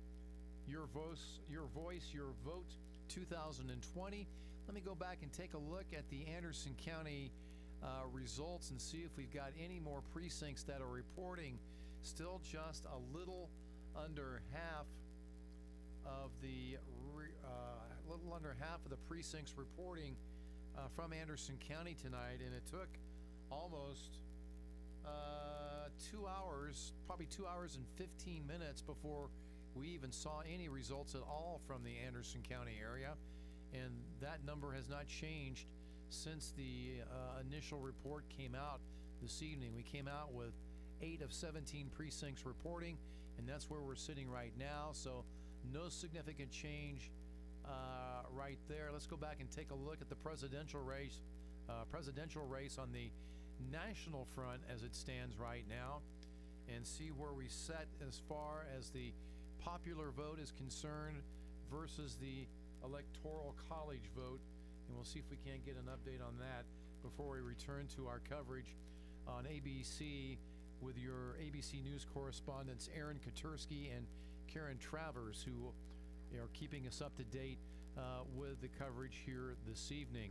Right now, we've got Joe Biden with 113 electoral college votes to Donald Trump's 105 electoral college votes, and that is with 50% of the vote reported here this evening. It takes 270 to garner a victory, and still on the popular vote side of things, Trump is leading in that realm with 40,992,495 votes to Biden's 38,238,168 votes. But still Biden ahead as far as the electoral college vote is concerned, 113 to Trump's 105. We knew it was going to be close, and that is indeed where we stand so far tonight with respect to our presidential election, and we will continue to follow that throughout the evening. All right, let's return to our coverage from ABC News with ABC's Aaron Katursky and Karen Travers. 7%. Joe Biden with a solid lead there at this point, but then it's kind of paused for a little bit, so we'll wait and see how that plays out too. But that would be the first flip, the first surprise on the map, and something that the Biden campaign is really hoping for at this point. Got to be some nervous moments inside the Biden campaign headquarters in Wilmington, so let's check in with ABC's Molly Nagel, who covers the Biden campaign. How are they feeling, Molly? I think that they are keeping an eye on things closely. You know, this is a different maybe scenario than they were anticipating earlier this morning. They were very bullish about the fact that they had multiple pathways and even, you know, talked about you know, what it might take for them to declare victory tonight. I asked Jen O'Malley Dillon on a call today, you know, what's the We'll get back to trigger that type of a call, and they laid out specifically what they were looking for in order to do that. But that scenario doesn't seem to be coming true. Florida, you know, North Carolina, those were all states that they were counting on to come in early in order for that to happen, and that does not appear to be the case tonight. So keeping a close eye on things here. Cars are starting to come into the parking lot where there is the big Biden setup. So some action is taking place here, maybe some signs of life and movement, and maybe a hint that Joe Biden could be on his way here. ABC's Molly Nagel covering the Biden campaign in Wilmington. Let's check in with the Trump campaign. ABC's Inez de la Cuetara, who's with us from Washington as the president watches the returns at the White House. Inez.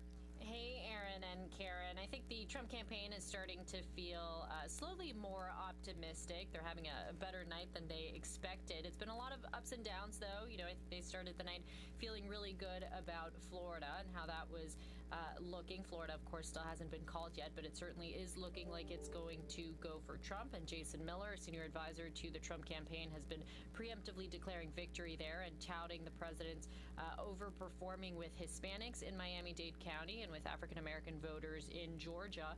Then they looked up to Ohio, which was looking like it was going to, probably go for Biden. Ohio still hasn't been called either. But President Trump now closing that gap, even as we had learned that the, sources were telling ABC News that the Trump campaign was concerned about Ohio. They're feeling better about Ohio now. And then North Carolina is another one that, campaign staffers, advisors have been talking about. They're saying that they feel good about North Carolina because the counties that are still reporting in North Carolina are counties that went for President Trump in 2016.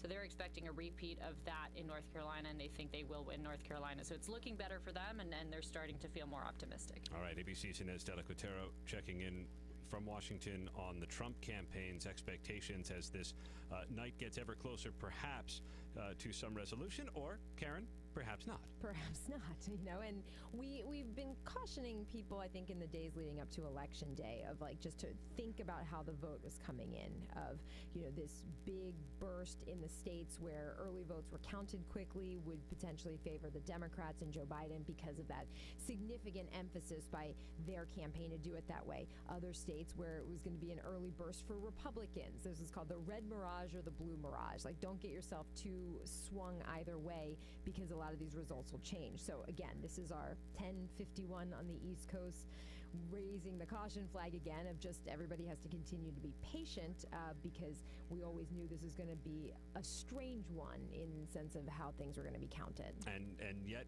other races are going pretty well as planned. ABC News has a new projection to make from Wyoming. ABC News projects Donald Trump the winner in Wyoming. We also project that Republican Senator Lindsey Graham is going to retain his Senate seat in South Carolina. Jamie Harrison conceded just moments ago.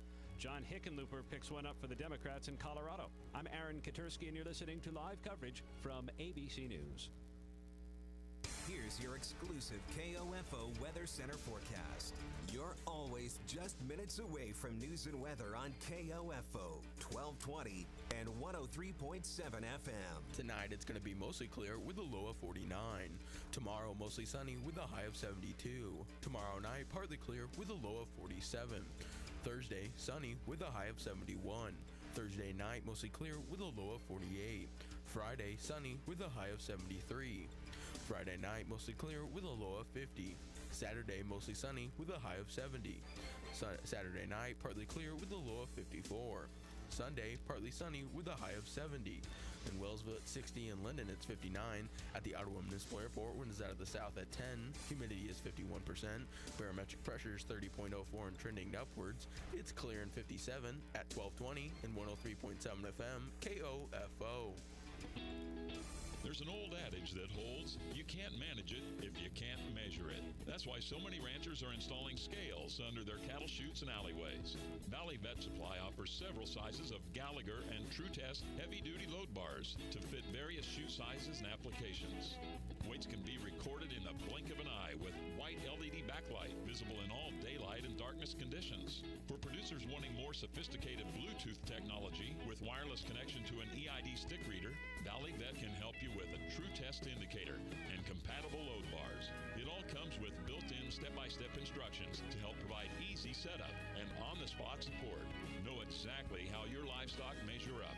Find these cattle handling scales and lots more at valleyvet.com or give them a call at Valley Vet Supply in Marysville.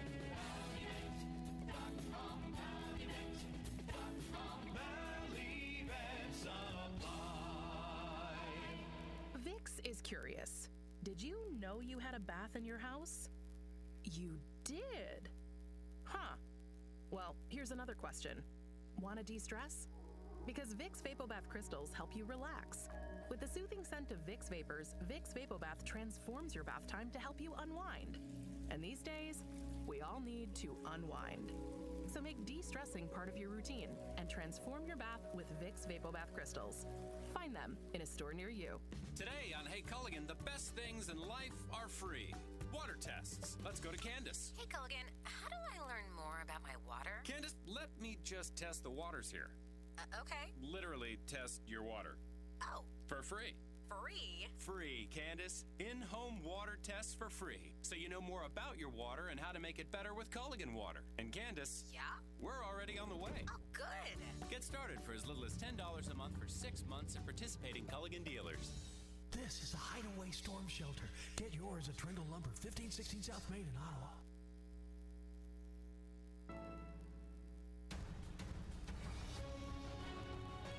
You're listening to live coverage from ABC News. Your voice, your vote. The 2020 presidential election. Once again, here are correspondents Karen Travers and Aaron Katursky. ABC News can now project President Trump the winner in Mississippi, where the polls closed almost 3 hours ago. And we are nearing the time when more states' polls will close. California, Washington, Oregon, and Idaho. Just a few minutes left of voting. Want to bring in ABC's Trish Turner, who covers Capitol Hill. Trish, we learned a short while ago that Lindsey Graham is going to retain his Senate seat from South Carolina. It was an unexpectedly competitive contest. Yeah, it really was, Aaron. At the last, in the last month or so, the Democrat really pulled far ahead. This is a flood of outside money into the state to help the Democrat in this race. South Carolina, it is not typically a red state, hasn't elected a Democrat to the Senate since Fritz Hollings many years ago. But Lindsey Graham has shown some real vulnerabilities, and he was, extremely behind in the cash race.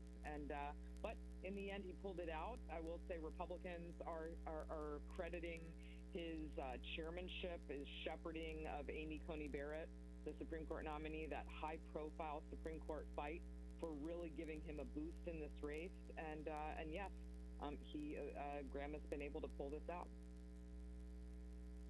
Up in the next couple of hours with control of the Senate. They're really the control of the Senate really does it hangs in the balance. We've seen one flip in Colorado to Democrats. Cory Gardner, very vulnerable. ABC News, I'm Andy Field. Election results steadily rolling in.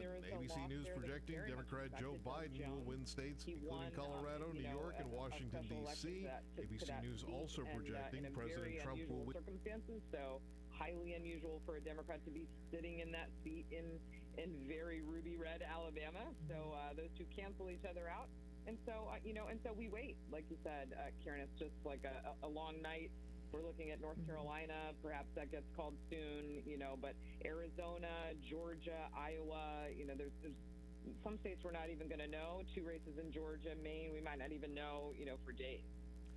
We do know that Mitch McConnell won re-election. Whether he is the majority leader depends, of course, on the outcome tonight, Trish. But Doug Jones lost in Alabama. That had been expected. Yes, absolutely. He was expected. Mitch McConnell, he is the majority leader. He has been the minority leader. He's the longest-serving Republican leader in the Senate. He took that title several years ago from Bob Dole, and he really is a top target for Democrats every time. But this is a man who knows his state. He's worked hard to build a party infrastructure with his people, and he's raised a ton of cash. And there is a leadership PAC that is allied with him, the Senate Leadership Fund, pouring millions upon millions of dollars into these races. And Lindsey Graham in South Carolina was a recipient of some of that cash. Trish Turner covers Capitol Hill for us as control of the Senate potentially hangs in the balance tonight. Trish, thanks so much. Don't be a stranger. Stay with us. You're listening to live coverage from ABC News.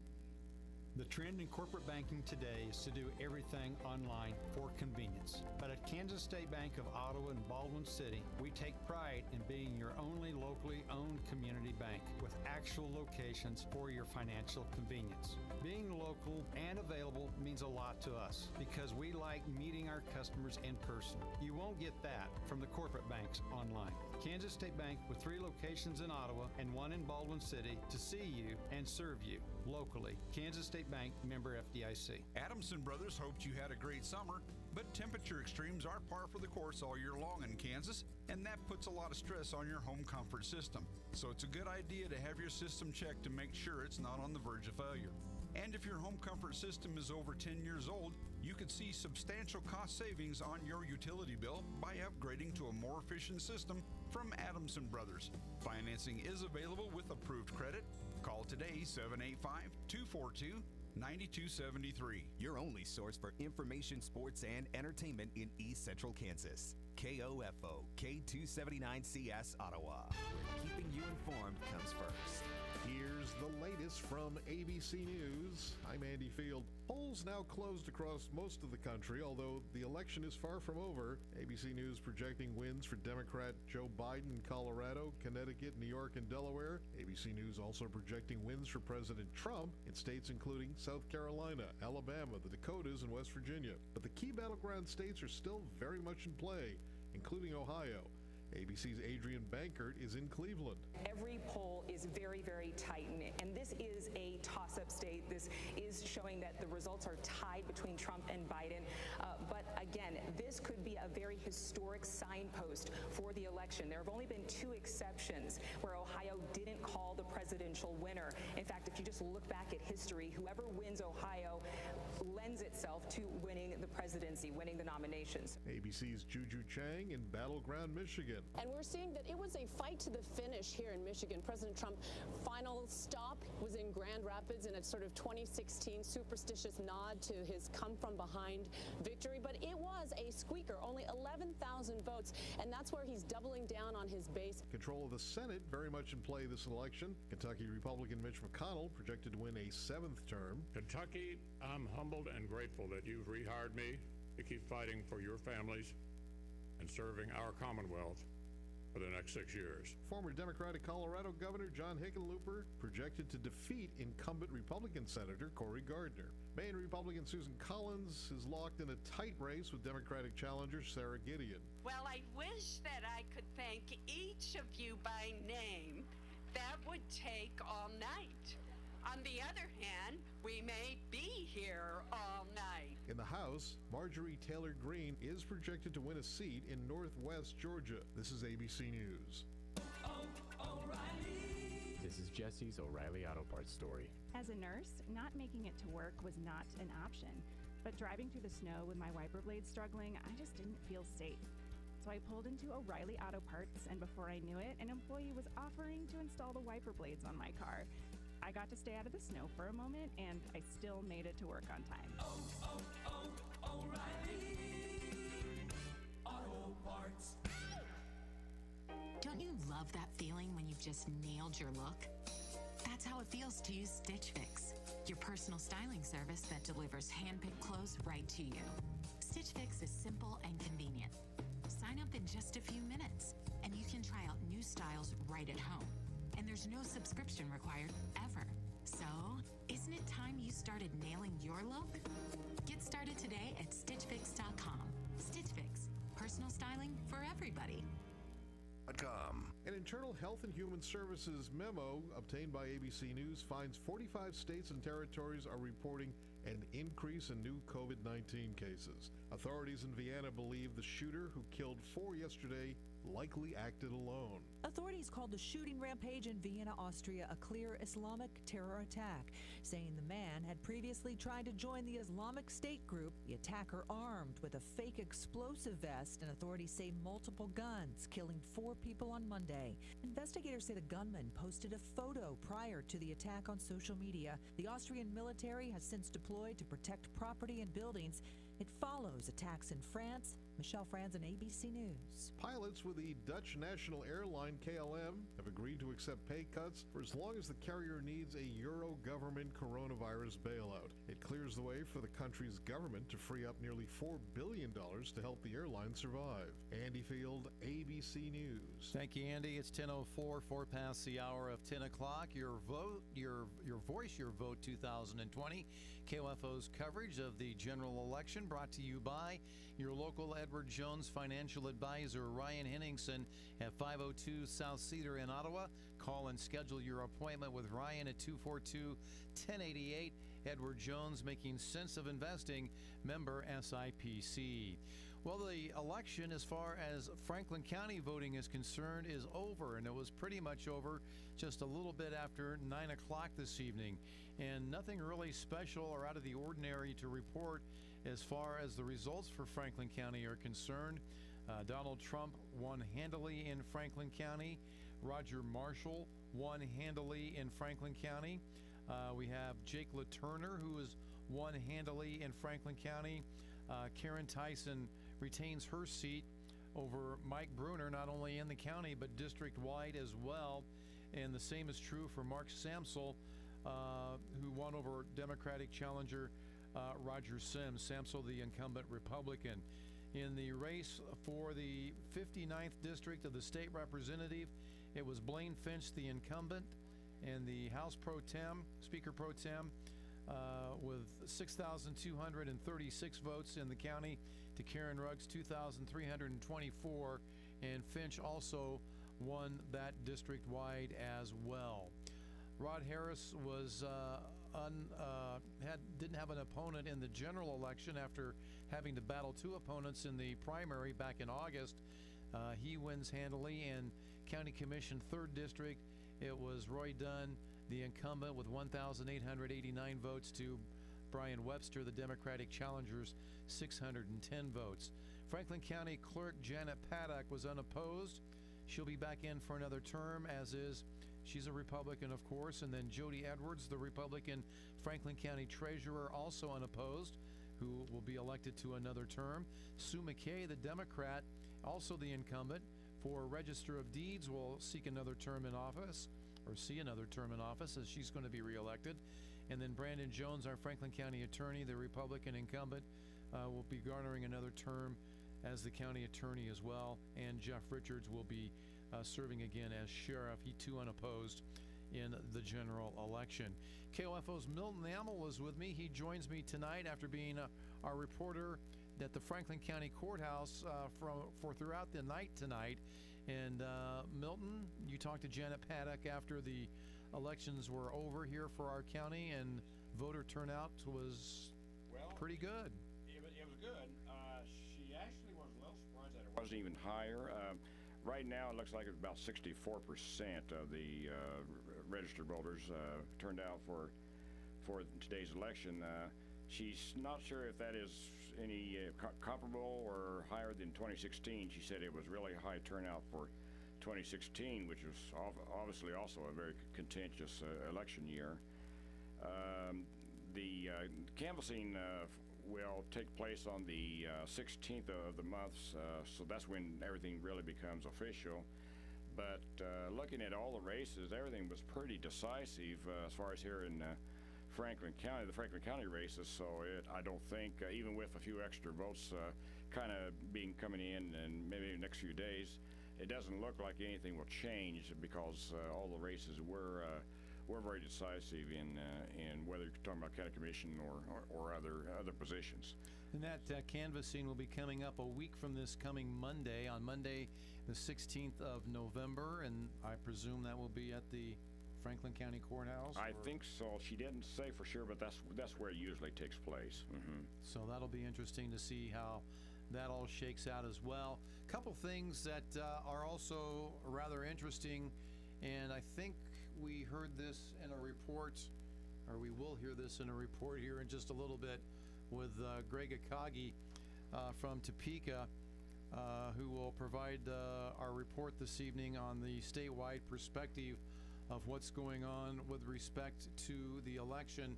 And we'll get to him here in just a little bit. But in the that big first district out in western Kansas, interesting that they well, he's declared anyway, Tracy Mann, I should say, Tracy Mann, the Republican candidate, has come out and given his acceptance speech and declaring victory over Democratic challenger Callie Barnett. So that's kind of an interesting development there. Maybe not so much perhaps, but anyway, that's one that seems to be that one race that seems to be over for the evening here tonight.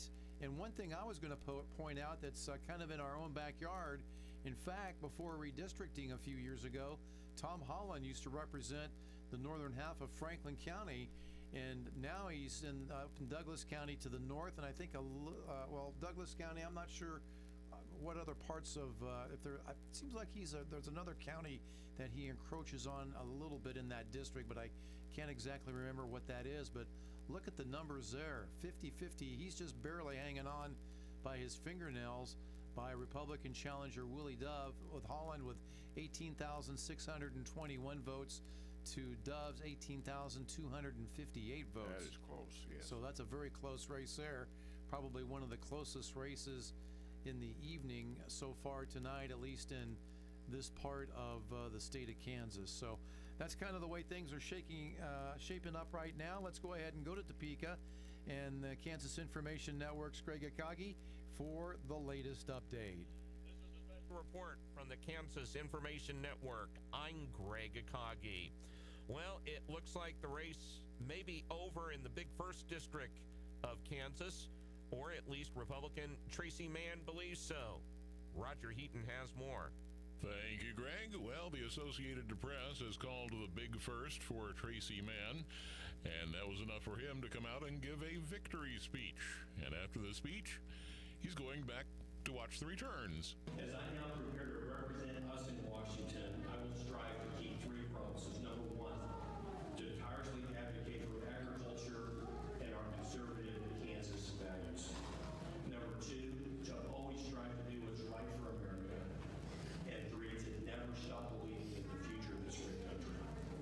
I now join you all as we watch and wait for the results of other races around the state and around the country.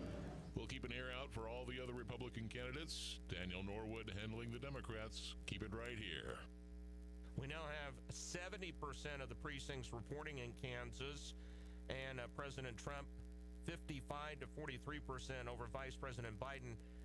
They have declared him the victor with the 6 electoral votes. U.S. Senate Roger Marshall has increased his lead out to 9%, 52 to 43%. First district, as Tracy Mann said, 69 to 31%. He's been declared the winner. And about 3/4 of the districts reporting in the second district.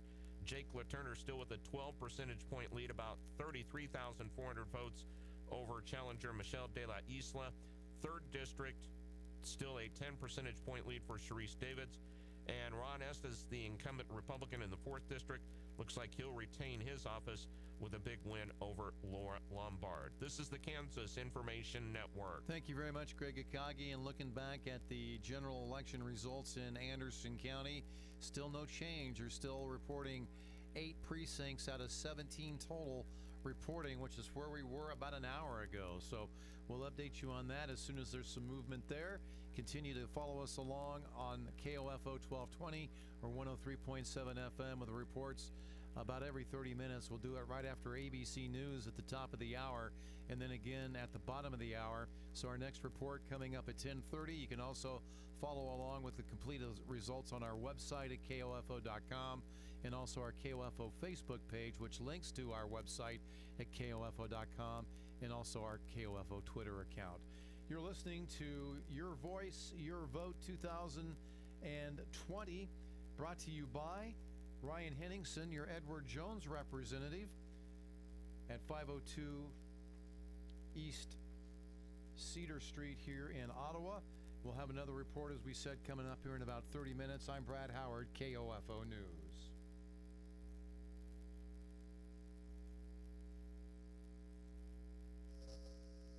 His average favorable rating was only 40%, which is about his core base of support.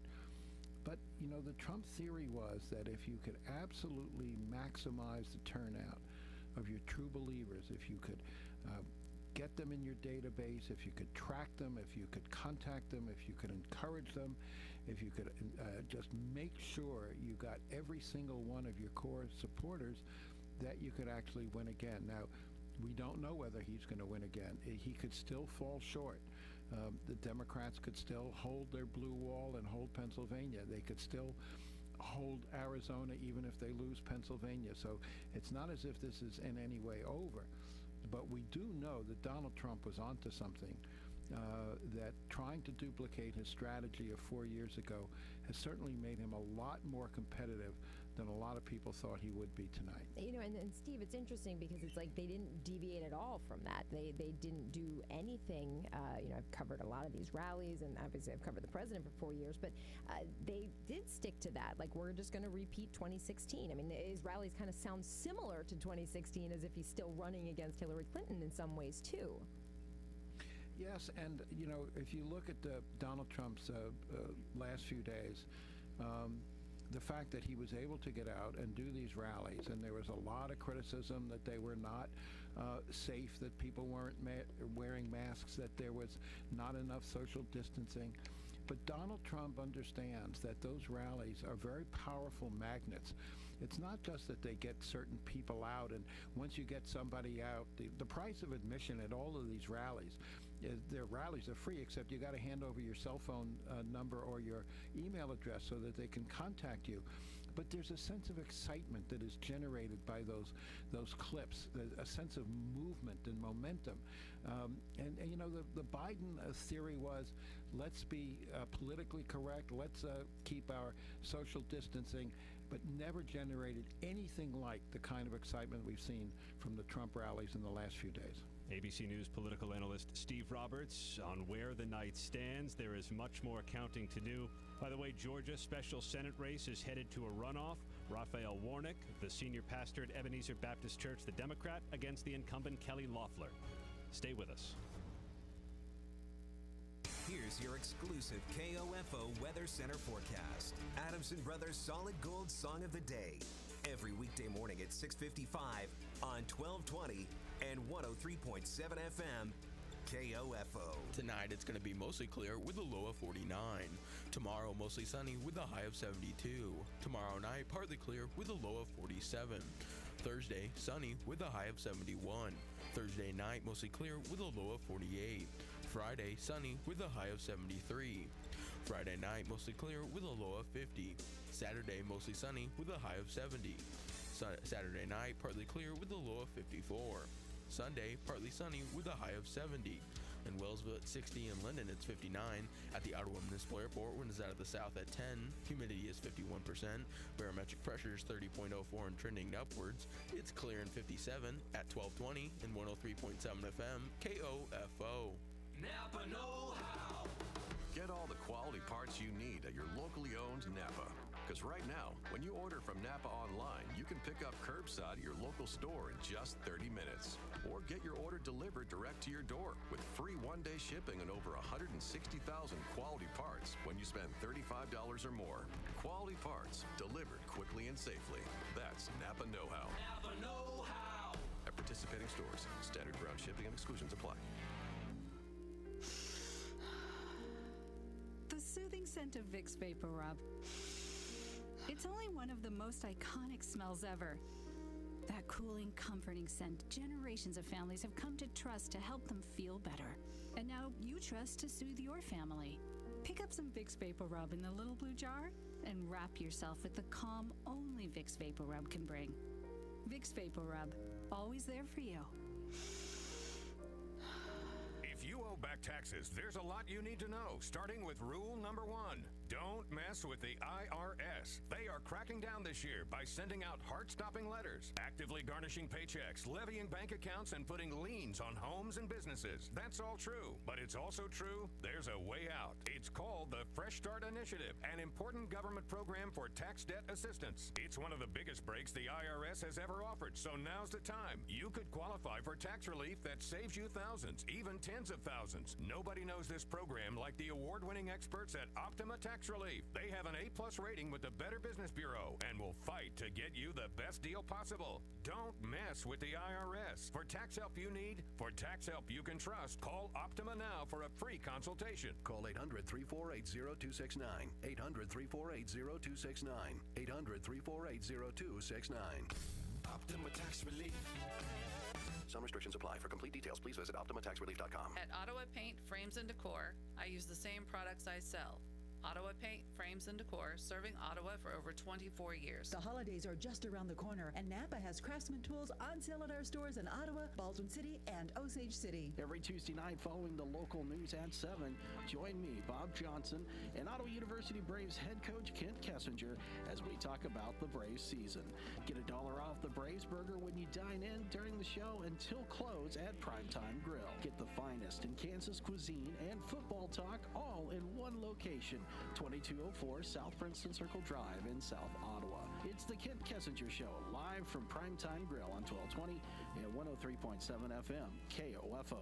At KOFO, keeping you informed comes first with credible, reliable, and timely news from across the nation and around the world. Here's the latest from ABC News. I'm David Wright in house. Followed by local news you need and trust. Good afternoon. I'm Jeff Brewer in the KOFO newsroom with this hour's top story. When it comes to news and information in East Central Kansas, come to 1220 and 103.7 FM, KOFO. You're listening to live coverage from ABC News. Your voice, your vote, the 2020 presidential election.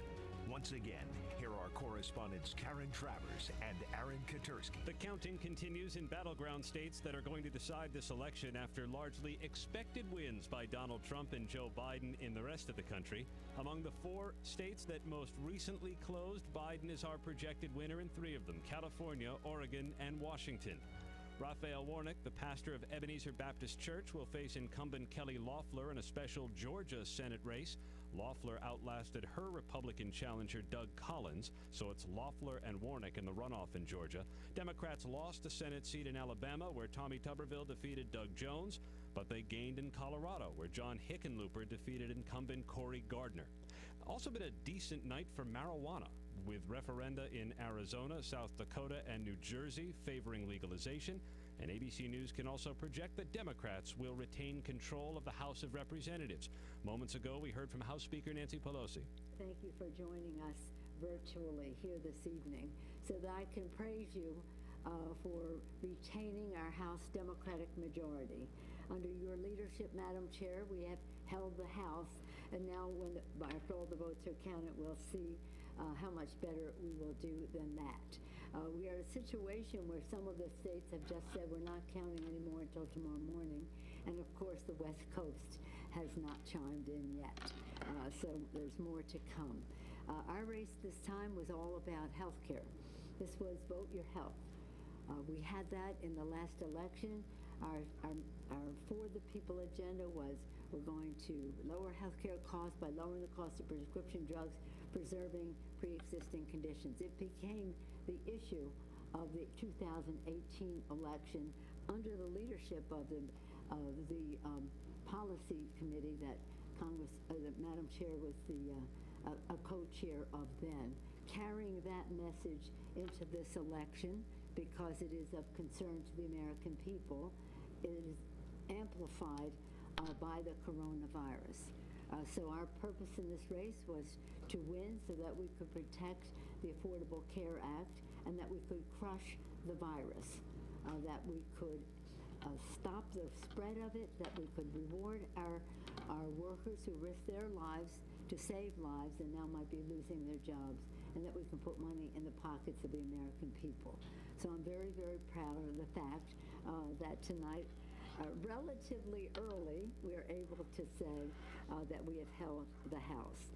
It is something quite spectacular because the people who helped us win were the people who have been affected by it. Thousands of those who have been diagnosed or members of their family diagnosed with a pre-existing condition have spoken out, have told their stories, and that was the most compelling argument of all. So again, that was our purpose. We have succeeded in that. Now we have to win the White House, and we're well on our way to doing that. But again, we're speaking to our friends in Virginia. Over 2 million votes have not been counted in Virginia yet, so we're waiting to see what that brings in and what that means for the presidential race. But I'm here just to sing the praises of our House Democrats and our candidates. not just in terms of numbers. It's not just about the quantity. It's about the quality of leadership that they provide for our country. It's about the fact that they are there in the Congress. We are all there for the people. And to have a strategic plan to be successful, to retain our control, to hold the House, actually, is how we say it. We couldn't be better served than by our chair, Sherry Bustos. And all of the pillars of winning an election, whether it's the mobilization, the grassroots level, even virtually, she has succeeded. Whether it's about messaging in a very disciplined way, she has succeeded. About amassing the financial resources, the money, the third M. She has broken all records. And through it all, she retained and commanded the respect of the House members and the confidence of all of our candidates. So with that, I want to acknowledge again Chair Sherry Bustos of Illinois. Madam Chair, I yield to you with an honor. Thank you. House Speaker Nancy Pelosi a short while ago, after ABC News projects Democrats will retain control of the House of Representatives, but you heard her urge patience as more votes are being counted in the battleground states when it comes to the presidential race. Want to turn to one of those battlegrounds, Florida. ABC's Lionel Moise is there. It looks right now, Lionel, like Joe Biden's maintaining a lead in Miami-Dade and Broward County. Elsewhere, Donald Trump has been able to perhaps hang on to that state. Most definitely. So Trump overall in the state has 51% of the votes that came in, while Biden has 48%.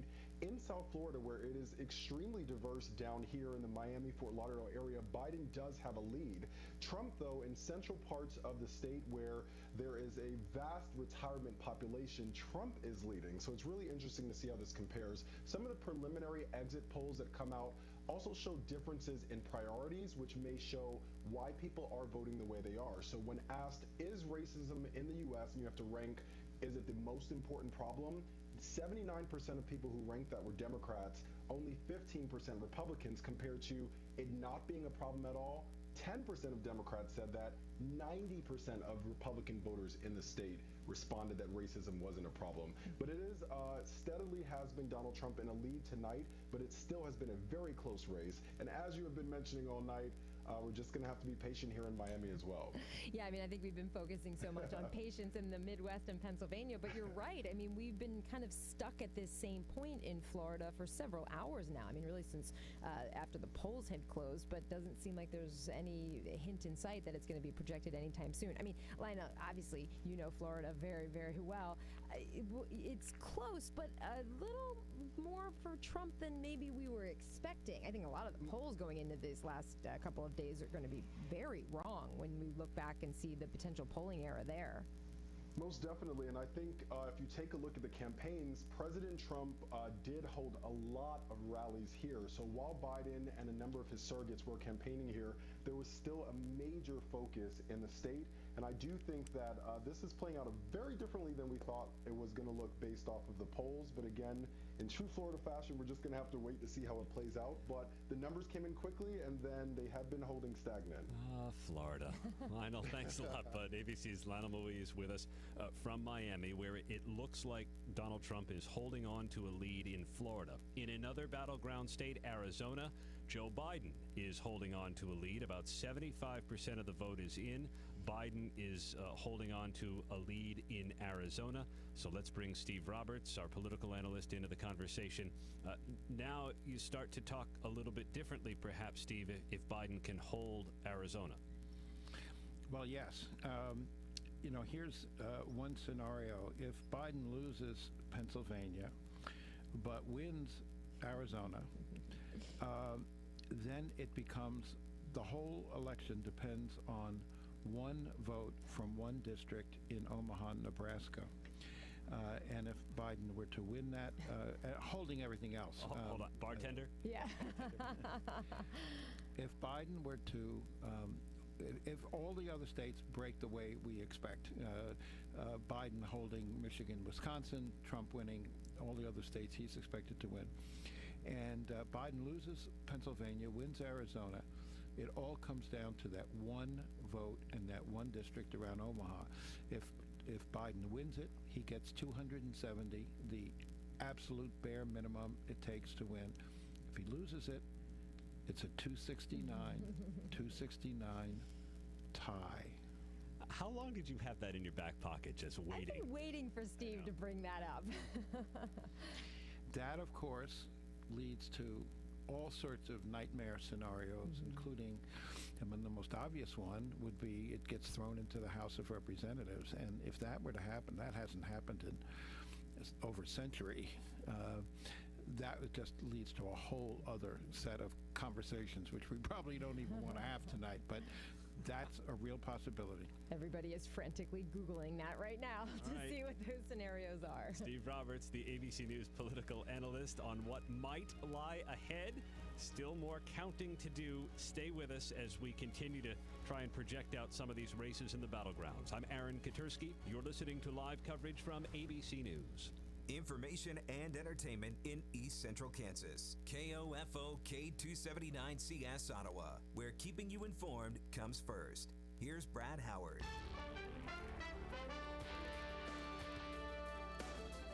White House Park. Your voice, your vote 2020, brought to you by your local Edward Jones financial advisor, Ryan Henningsen at 502 South Cedar in Ottawa. Call and schedule your appointment with Ryan at 242-1088. Edward Jones, making sense of investing, member SIPC. Understand that the Anderson County races are final right now. They're having some trouble with their election software on their website and not able to update that, but I understand they do have final results on their Facebook page, which I don't have in front of me right now, but I will get those here in just a little bit. In fact, let's do this. Let's get a report from Greg Akagi from the Kansas Information Network, and I'll try to get those final Anderson County results for you, and we'll share those with you here in just a few moments, and perhaps maybe wrap up our coverage for our portion of the coverage here this evening. There's a lot of races that are going to go deep into the night before they're decided, and they may not even be decided when we wake up tomorrow morning. Most likely the presidential race might fit into that category, and we'll have to wait and see how that all shakes out as close as it's going here this evening. It's very, very similar to what we experienced 4 years ago in 2016. But in the meantime, let's head to Topeka for the statewide viewpoint of the Kansas Information Network's Greg Akagi. This is a special report on election 2020 on the Kansas Information Network. I'm Greg Akagi. Keeping an eye on the state races as well. One surprising race that we're keeping an eye on, and that would involve the House Minority Leader, Anthony Hensley, who is involved in a very tight race. As a matter of fact, is behind in his race right now in his district, with 84 of the 94 precincts reporting in the 19th district. Rick Cluse, the challenger, has about a 716 vote lead over Anthony Hensley at 51 to 49%.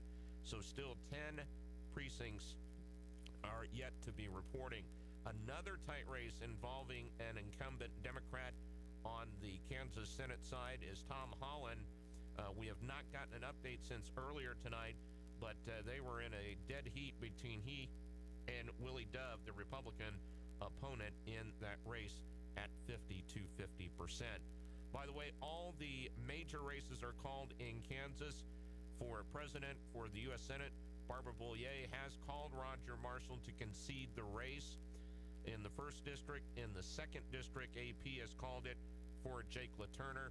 In the 3rd district, Sharice Davids has gotten a call from Amanda Atkins conceding the race. And in the 4th district as well, with Ron Estes leading comfortably 65 to 35%. Still razor tight, though, as far as the U.S. Senate and the presidential race is concerned. That is the latest election update here on the Kansas Information Network. Stay with us throughout the night. We'll keep you updated on KIN. Thank you very much, Greg. I appreciate that a great deal. And I am still trying to get to the Anderson County clerk's office. Hang on a second here on our Facebook page. Anderson County, Kansas clerk.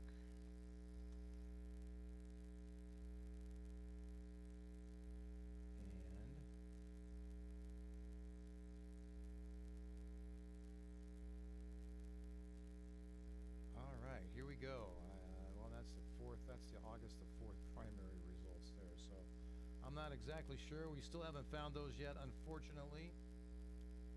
Look here and see.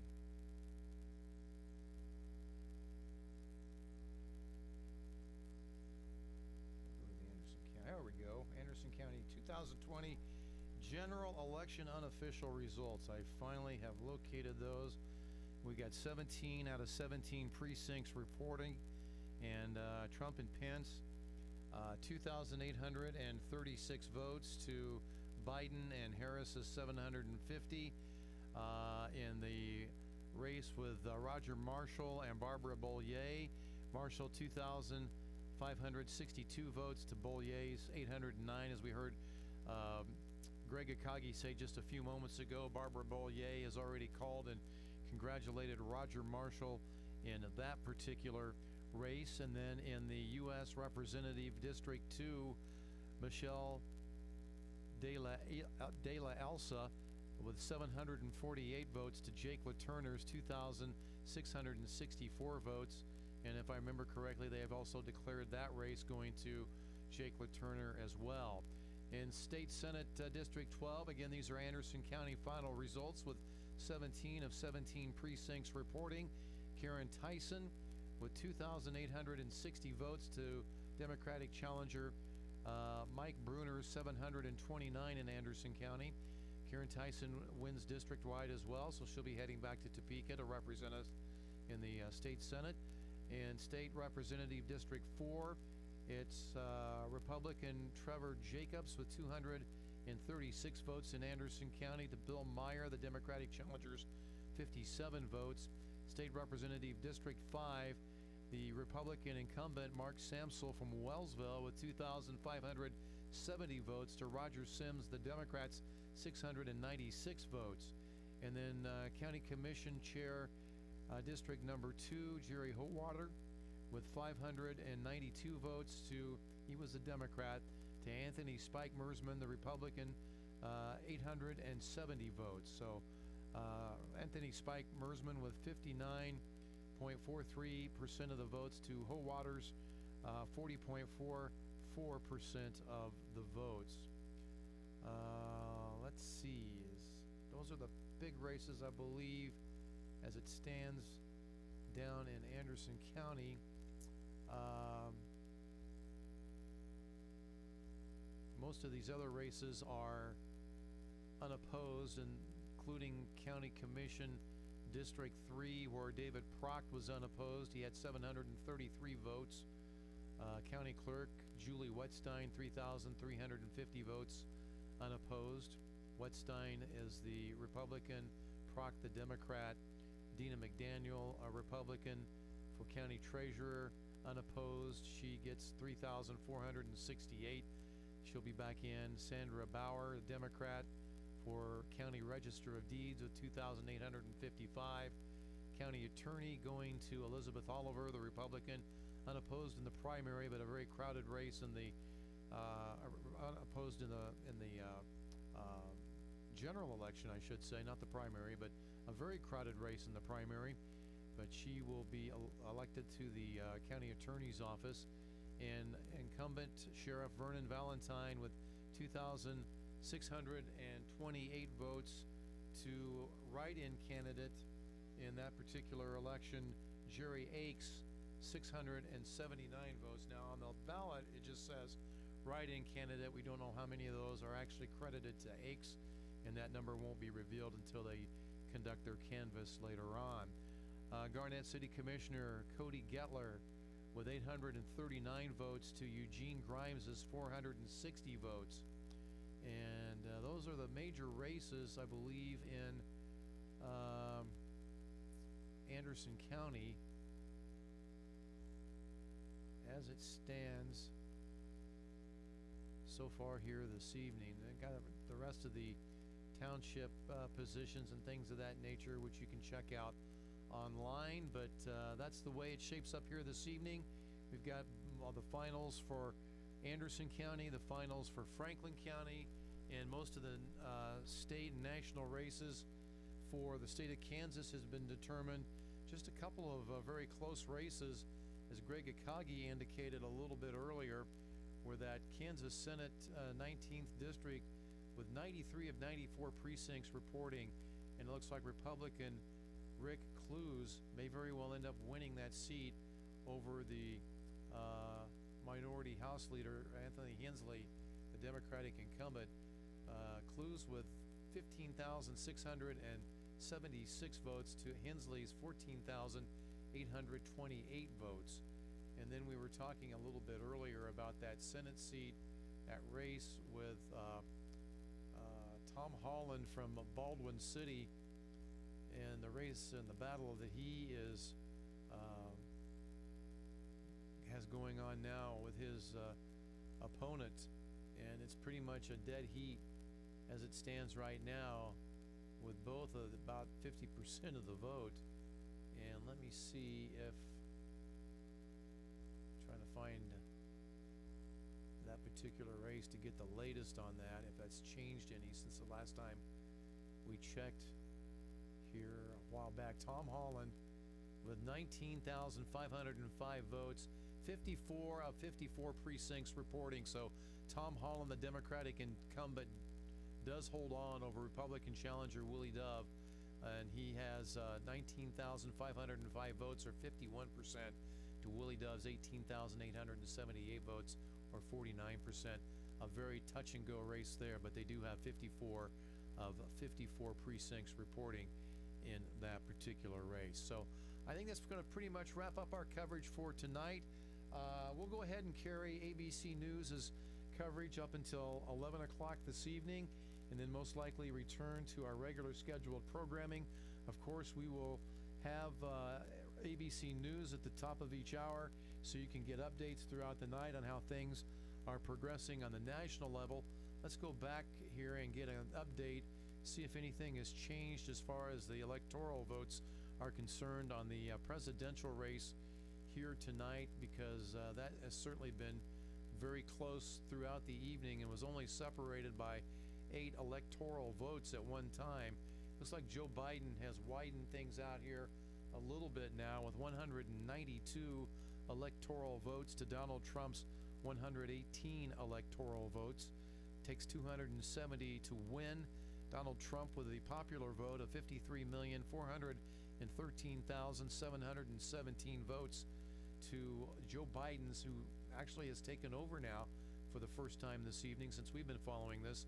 Joe Biden with 54,774,402 votes. So now, with the popular vote and the electoral vote leading in both those categories for the first time tonight, at least since we've been following the situation. So we are going to rejoin our coverage of ABC News this evening. Your Voice, Your Vote 2020, with ABC News correspondents Aaron Katursky and Karen Travers. And then we'll rejoin regular programming at the top of the hour with our regular ABC News, and then regular programming after that. And we'll have ABC News at the top of the hour for the rest of the night tonight. GOAT, G-O-A-T, acronym, stands for greatest of all time. As in spaghetti sandwiches for dinner? They're my fave. Dad, you're the GOAT. You don't have to speak teen to be a perfect parent. Thousands of teens in foster care will love you just the same. Visit adoptuskids.org. Brought to you by the U.S. Department of Health and Human Services, Adopt U.S. Kids, and the Ad Council. No word in the English language is less convincing than probably. Are you sure we should get matching tattoos on our first date? Sure. We'll probably stay together. Probably? It's been 23 minutes since I ate.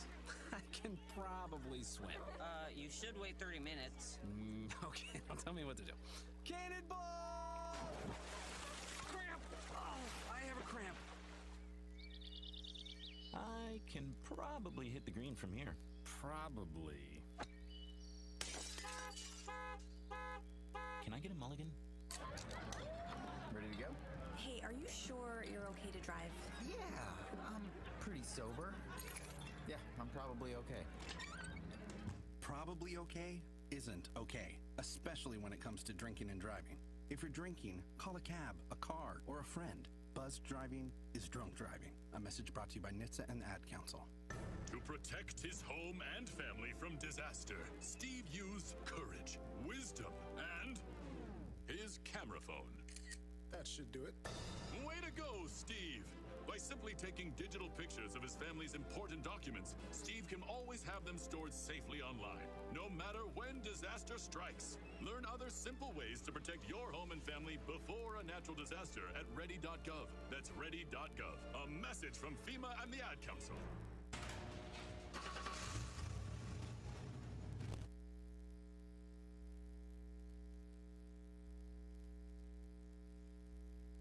But even more time in the rain, sleet, and mud. In 95, I helped tow your moving trailer. In 05, I helped you get out of a ditch. Yeah, I know I'm a bit rusty, and sadly in 09, it was sparks from me, your handy chains, dragging behind your truck that accidentally started a wildfire. Sparks from dragging chains can start a wildfire. Spark a change, not a wildfire. Visit SmokeyBear.com. Brought to you by the U.S. Forest Service, your state forester, and the Ad Council. Only you can prevent wildfires. These days, news comes out of Washington so fast it can be hard to keep up. I just don't think this is going to play out the way everybody thinks it's going to play out. Are we getting a John Carl prediction? I feel like we need special music for this. I'm ABC News political director Rick Klein. Join me along with ABC's chief White House correspondent Jonathan Karl every week as we break down the facts and turn to Washington insiders with tough questions on the Powerhouse Politics Podcast. How can the American people trust the president when he says things over and over again that aren't true? Listen for free on Apple Podcasts or your favorite podcast app.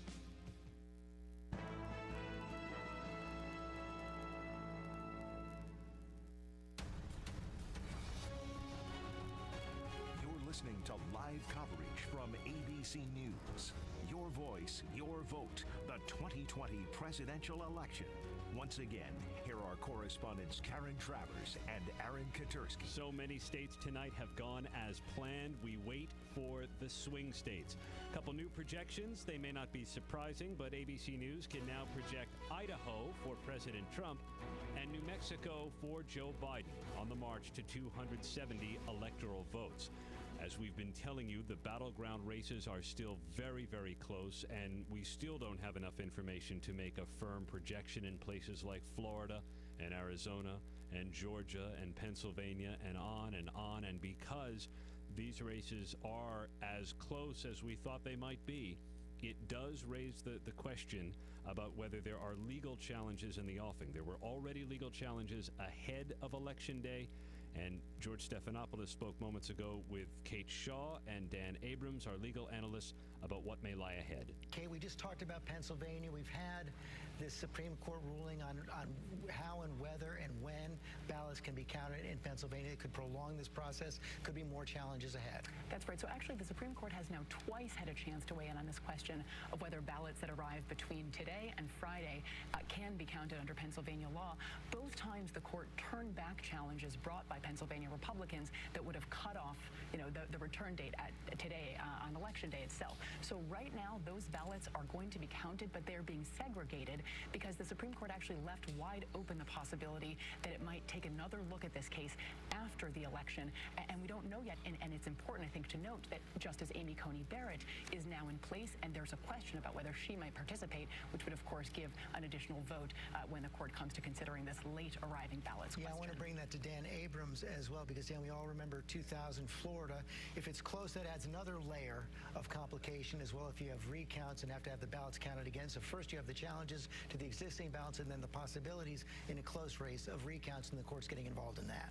Right. We've said in our room here, the legal room, we're only relevant if this thing is close. This thing is now close. And so as a result, the lawyers are all on speed dial. there's no question that there are going to be some form of legal challenges. We don't know exactly how real they will be, how significant, but Pennsylvania could become critical here. And as you point out, not just with regard to the 3 days of ballot counting, because there may not be that many votes in those 3 days. I think you could argue that the more critical question is going to be exactly how they're counting the variety of votes, the signatures matching, et cetera. And I think that those could be the critical questions here, even more than that 3-day window. Dan Abrams, Kate Shaw, and George Stephanopoulos on what may lie ahead depending on how this goes tonight and just moments from now, at least on the East Coast, into Wednesday morning as the count continues. President Trump has been able to maintain leads in Florida, in Ohio now, in Georgia, and in North Carolina, but there still is so much counting left that we're not able to make projections. Arizona's a bit of a different story, seemingly opting for Biden. And ABC's Brian Clark at our decision desk is digging into some of the exit polls with what may be behind Biden's rise there. Brian. Well, Aaron, like other states, we're seeing the economy as the big issue in Arizona, but in reflective of what the national exit polls are telling us, it's about even in terms of who the voters in Arizona think is better at handling the economy. It's a slight edge for President Trump, but it's not the overwhelming edge that we saw in other states. We're also seeing a big emphasis in Arizona, a very diverse state, on racial inequality as an important issue, but not as important as the coronavirus pandemic, which nationally was considered the third most important issue by voters, and 94% of voters who went for Joe Biden were the ones who said that the coronavirus pandemic was most important. But also looking demographically, it's a 30-point edge for Joe Biden among the sizable Hispanic Latino population there, a little less than a quarter of the state's population. And President Trump also is falling a bit among white voters in Arizona. He's doing just a tick better in the Hispanic Latino group than 4 years ago, but he's down by about 6 percentage points among white voters. So these are all things coming together in Arizona in an interesting way, as you guys have been talking about, just a changing state, and that's being reflected tonight. Brian, let's pull Steve Roberts, our political analyst, into the conversation. What catches your eye in Arizona, Steve? Well, Brian made some very good points, but I'm looking at the gender breakdown. You know, we're very used to Donald Trump running up the score among male voters, and yet in Arizona tonight, Biden actually holds a very slim lead among men. And that is a big difference. And also, among white voters, it's dead even, whereas Trump has, traditionally in all of his campaigns, had significant margins among white voters. So men and whites, two of Trump's biggest supporters, are turning the tide for Biden in Arizona tonight. And that's not the case in some of the other battleground states, and we'll get into more of that with Steve Roberts. So interesting how all of these things are breaking in different parts of the country as we wait for more information on the march to 270 electoral votes. You're listening to live coverage from ABC News. Here's your exclusive KOFO Weather Center forecast. Test your knowledge every Thursday morning at 7:20 on the Dave Edwards Early Morning Show. Play Impossible Trivia, sponsored by James Automotive on 1220 and 103.7 FM KOFO. Tonight it's going to be mostly clear with a low of 49. Tomorrow mostly sunny with a high of 72. Tomorrow night partly clear with a low of 47. Thursday sunny with a high of 71. Thursday night mostly clear with a low of 48. Friday sunny with a high of 73. Friday night mostly clear with a low of 50. Saturday mostly sunny with a high of 70. Saturday night partly clear with a low of 54. Sunday partly sunny with a high of 70. In Wellsville at 60, in Linden it's 59. At the Ottawa Municipal Airport, winds out of the south at 10. Humidity is 51%. Barometric pressure is 30.04 and trending upwards. It's clear in 57 at 1220 and 103.7 FM KOFO. Stressed out? Try Stress Balls De-Stressing Gummies. Eat a couple, and you'll feel like... That's because Stress Balls gummies contain a clinically proven herb called ashwagandha that becomes more effective over time at relieving stress. So later, your whole body feels like... until eventually your whole world feels like. So turn your stressed life into your best life and become a stress baller with Stress Balls Gummy Supplements. Liberty Mutual Insurance Company presents. And Doug. Okay, class, let's bump it up to 9. Come on, Limu, keep pedaling. We got to build our endurance to let more people know that Liberty Mutual customizes your car insurance, so you only pay for what you need. Pick up the pace, bird legs. Hey, don't talk to Limu like that. I'm not, I'm talking to you. Liberty, liberty, liberty, liberty. Get a customized quote at libertymutual.com. When you have an emergency, who do you call? 911. What do you do if you're unable to speak during your emergency? You text to 911. Franklin County Emergency Communications Center has recently added text to 911 technology as part of the new 911 phone system.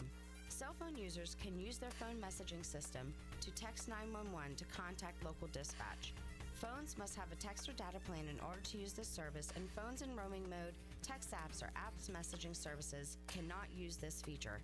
It is important to note, dispatch is unable to determine your location while using this service, so always know your location and include that in your initial text. Remember, if you're able to place a voice call, we're able to help you more quickly. But in the event you are unable to speak, text to 911 will still allow us to get the information we need.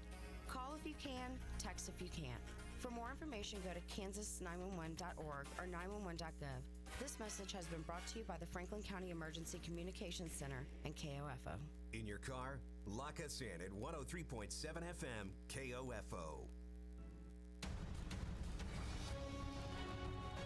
You're listening to live coverage from ABC News. Your voice, your vote. The 2020 presidential election. Once again, here are correspondents Karen Travers and Aaron Katersky. It has been a long election in a long year, and it is going to be a long night and into the wee hours of Wednesday morning. Because the battleground states, we still don't have enough information to make a projection. It is very, very close. It appears President Trump is clinging to leads in places like Georgia, North Carolina, and Florida.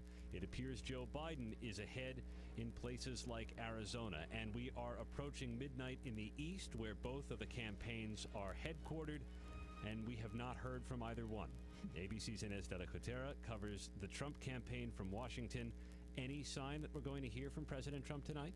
That's the big question here. So President Trump was asked earlier today if he had written his concession speech or acceptance speech, and said he